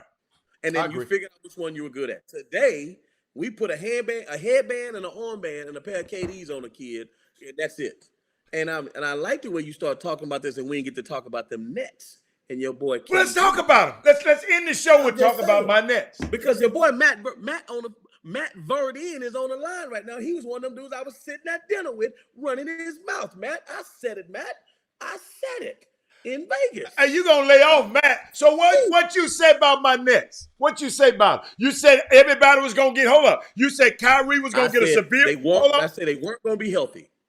You said I said that. Everybody know that. I said they can't win because they can't stay healthy. That's what I told you. They won't be healthy. They will not win a championship. Well, okay then. Okay, that ain't saying and look much. What's happening. That ain't saying, Chris. So really and truly, Chris. Chris, that's not a super take. Chris Walker. Chris, don't give yourself no pat. Take that pat off your back. That's not a super take, Chris. So KD is about to find out what it's like to be. No, stop. Can I have a moment? Can I have just a moment? Take a moment. Chris, that's not a super take. Saying somebody ain't gonna be healthy. What kind of sadistic, morbid mess is that? They not gonna be healthy. Nobody gonna be healthy. Hold up. What if Chris Paul get hurt? I'm not gonna say no stupid stuff. Chris, he did get hurt. He did get hurt. Chris, think about what you're saying. Robert, they're not going to stay healthy. They haven't been healthy all year, Chris. Those two didn't play but 7 games. Those 3 didn't play but 7 games together all year. It's amazing. It's amazing how that matters now. But when that happened in the Staples Center, you was chopping us up. When I try to talk about LeBron, I don't like the Lakers. You call them street clothes. You call them street clothes Davis. I don't like the Lakers. Oh, is that what it is? Yeah, I'm admitting. So my point is, Hatter, is that we're about to find out. But if you're a leader and can he get it done without all those other my leader got a hamstring. My nephew got a hamstring. Oh, that dude a leader? Oh, he's a leader? Oh, yes. Bad. Let me stop. Oh, okay, my bad. He's a leader. Yeah, say something crazy. I'm gonna text Manja and tell her to watch the show right now. I'm not gonna say no crazy. I want to go to the game. I'm not gonna say no crazy. Boy, I love you. I like that. You're not gonna get me to say that. I like that. Hey, man, let me tell you something, man. I think it's a unique situation. I'm glad you brought it up. They play tonight. And me personally, I don't want James to play because all these clowns are going to blame him. I just know it. They can't wait. They already got, you know how people have articles already, like Jimmy got an article already written up. But no question. He got an article already. You know, some of these clowns, they James this, James. Boy, James is operating a lot of room in these kids' head, and he ain't thinking about y'all's ass. But, and he showed y'all that. But I don't think. It's a wrap for the Nets. Well, okay. It's a wrap for the Nets. Okay. Okay. All right. Guess what, Chris? The sun gonna shine. Because I'm gonna tell you why. Because I remember when the playoffs started, we said, "Yo, man, the Nets don't have a bench," and you yelled at me and Jimmy, "The Nets bench." Well, we're about to find out what the Nets bench is all about. Chris, I went through their bench. Chris, let me tell you something. Unlike you, I'm gonna be terrible. Hey, unlike you, if they lose, I'm gonna be here the next day saying, "Okay, it's all right. We're gonna be all right." Guess what? Huh? Oh, no, you didn't. No, I couldn't hear from you. You was in the Window Protectors program. You was, hey, that It man wasn't, it wasn't my day to be on the show. It wasn't my day to be on the show. But you know what though? Unique situation. Hey, unique opportunity for hey, y'all went from fine bud. Hold up. Y'all went from fine bud. y'all was about to fire old Buttonhauser. And now He still may get fired. He still may get fired. It ain't over yet. Because think about it, the stakes have gotten raised even higher now. Because if you don't lose, if you lose and Harden and Kyrie don't play, that's worse. Harden gonna play tonight, Chris. They just said it. Okay, he'll be out there for 5 minutes like he was before. Hey man, Yeah, I don't like the way you handle his name with some respect. Put some respect on his name, man. They're gonna go at him every time on defense. Hey, They're gonna go at Mindy. him every time on defense. Can I talk to Mindy for a second? Mindy. Yeah, go talk to Mindy. This weekend, I don't know if we get enough. You wasn't here yesterday. If we get enough, what I want. If we get enough participants, the Chop Shop is gonna put a senior team, unsigned senior team in this event this weekend. I'm gonna coach the team. Mindy, I want you to be my assistant coach. And yeah. Mindy, I want you to be available this weekend if you can. If you're going out of town again, I understand. But they gonna let you coach? They're gonna let me coach. But Chris, I got something I want to share with the people here. Hold on, Chris. Hold on. Somebody just told me to play. Kyrie is out for the season. Somebody just told me to play this for you. LeBron James.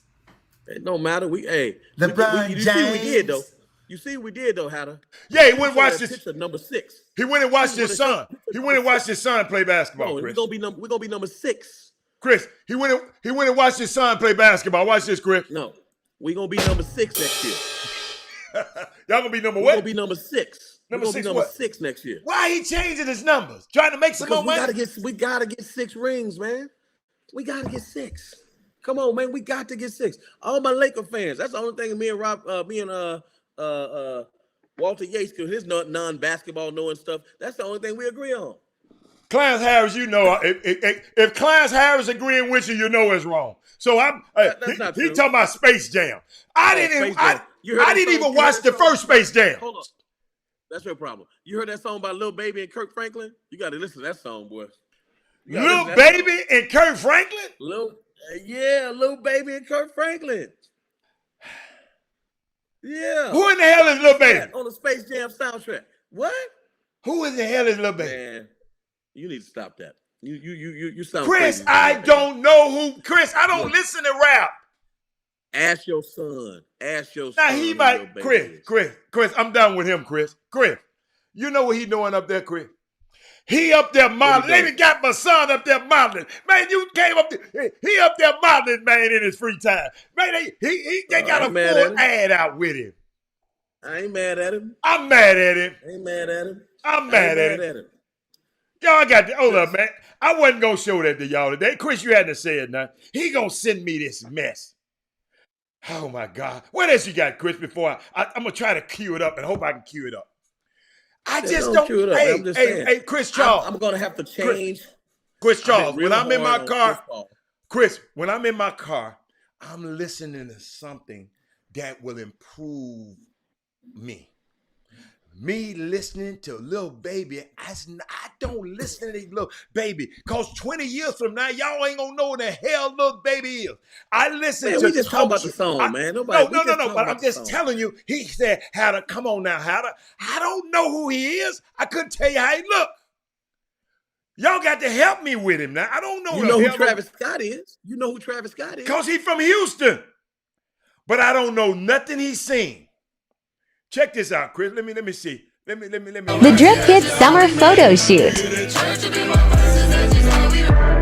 I ain't pray for these baguettes, I pray for better days. I ain't pray for that new vet, I'd rather have my dogs back. Lord, I ain't want to play too much, but I'm glad. Thank God he look like his mama. Thank God he don't look like you. Lord have mercy. He got good genes, boy. Y'all, they got my son, man, up here modeling, man. Man, you a captain of the industry. He said that. He said, I'm a captain of all industries up here. But yes, man, I know who Migos is. Yes, I know who Migos is. I just don't know. He said, Lil Baby is the rapper James Harden be buying. Oh, all right, I know who Lil Baby is then. All you had to do is say Lil James. He didn't been to the house. He didn't record at his house. Come on, man. Now I know who he is. But Chris, in my defense, it's a lot of little Yachty's, a baby daddy, young boy, NBA young boy, something. It's too many. They got the same goddamn names, y'all. They got the same names, Mindy. Come on, man. I don't listen to that mess. Why you calling it mess, man? Because I don't listen to it.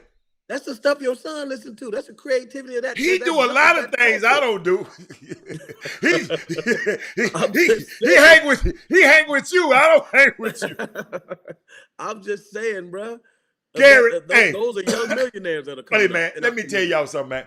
The man sent me that. I said, dude, what is you doing, man? He said, my dad, I'm in New York, the fashion capital of the world. You know, they done saw me and they want to see some more, man, and they want to pay me. I said, well, okay, go and do your thing. It's just too many names, y'all. Lil Baby. Ain't this another baby? What about Lil Wayne's boss? What his name is? Ain't his name Baby? Birdman? But they call him Da Baby. Then ain't they got something called Da Baby? Yeah. It's too many damn babies. How many names are the same in basketball and football? What are you talking about, man? That's their names. Chris. Listen, all I said was this whole thing got started. Okay. We're talking about Space Jam. I'm sorry. And I said, song by Kirk Franklin and Lil Baby. Check it out. It's called We Win. That's all I'm saying. I am not going to hear it because it's for Space Jam. I'm not going to go see Space Jam. I didn't see the first one. No, I did. I don't like cartoons. Look at Moneybag Yo. Hold up. So Moneybag Yo from Memphis. You need to stop that. I know who Moneybag Yo is. Hey, Chris, no. Chris. I got to tell y'all this story. I went to Memphis Madness a couple of years ago with Memphis Madness. And I come in the gym. I come and sit in my seat. I sit next to this white guy. So the Moneybag Yo came out there. I didn't know who the hell he was, right? I asked it, but the white dude next to me, I said, who is that? He said, that's Moneybag Yo. It's an older white dude. I said, okay, all right. He from Memphis. Dude, I ain't never heard of dude in my life until that day. So y'all help me. I like the Temptations and Luther Vandross Luther Vandross and the OJs, man. I grew up. My mama had a place where these people used to come and play. She had one of them chitlin circus clubs where these people used to come and play. I grew up Teddy Pendergrass. I like that kind of music. Don't get mad at me, y'all. Kevin Adams is in the building. What TSU? Hey, don't y'all say nothing about TSU no more. Now. Got TSU finest on this building. I got TSU all over the place. But I'm not going to watch but I'll go. Jocko Mont said I would like the song. I'm gonna go listen to the song. It's a good song, man. Okay. But you messed me up. I like Kirk Franklin. You know this song, Truce. Again, I don't want to tell these guys how to be artists and what their craft should be, but it shows that you can make a rap song that can be popular, and you don't have to be misogynist. You don't have to say the N-words, and you don't have to be all wild and stuff that loses a generation like they lose like us. But don't get me wrong. So that song is that good, Chris. That song is that good. That song is that good. That's pretty good. That's pretty good. I promise you. Soon as we get off the show. Soon as we get off the show. Yeah, Harold Melvin. I like that kind of stuff. If you don't know me by now, I promise you we ain't gonna be. Please. That's 40 years ago. Teddy Pendergrass. Hold up. You probably thought Teddy was Harold Melvin was Harold Melvin. You probably didn't even know that until the last minute. Huh? I know the story, but there's guys that can sing today just as good as those guys. What are you talking about?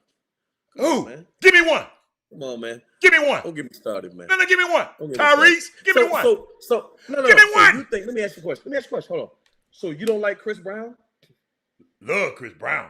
What I'm saying He get the girls. Chris Brown get all the bad girls. I love Chris Brown. Hey, I love Chris Brown. He had Rihanna, but Rihanna whooped him. I found out she whooped his ass. Yeah, we thinking he beat her. She whooped him because he bit her. They said, how the hell, you don't bite nobody you beating up. She was whooping him. That's why he bit her. So Chris Brown, I like Chris Brown though, but keep going. Who else? Okay. Who else? I'm just saying. I mean, there's other people. I don't want to get into Chris Brown. I like Chris Brown. There's guys that especially on This Christmas. Oh, he cut up on This Christmas. Oh, That's one of my favorite movies. A little movie. Yeah. Yeah, I like that. I like that. Who else? Give me one more. Just give me one more. I like Neo. Neo good. DVSN. Man, there's a bunch of dudes, man. You don't even know who DVSN is. No. There's a bunch of guys I can name. No. There's a bunch of guys I can name that can sing, man. Okay. I can name a bunch of dudes that can sing, bro. Hey, man, let me tell you something. I ain't saying they can't sing. I'm just telling you them the people I like.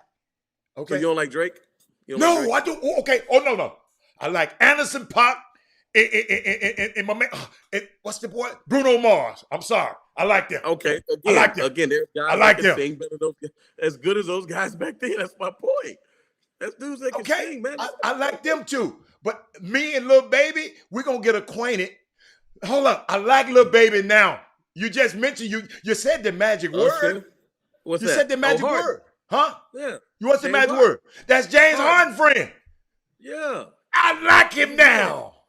That's his man. You something else. No, R. Kelly. Hey, hold up. Hey, Melvin dude. R. Kelly. Come on, man. R. Kelly, genius, but we can't talk about him.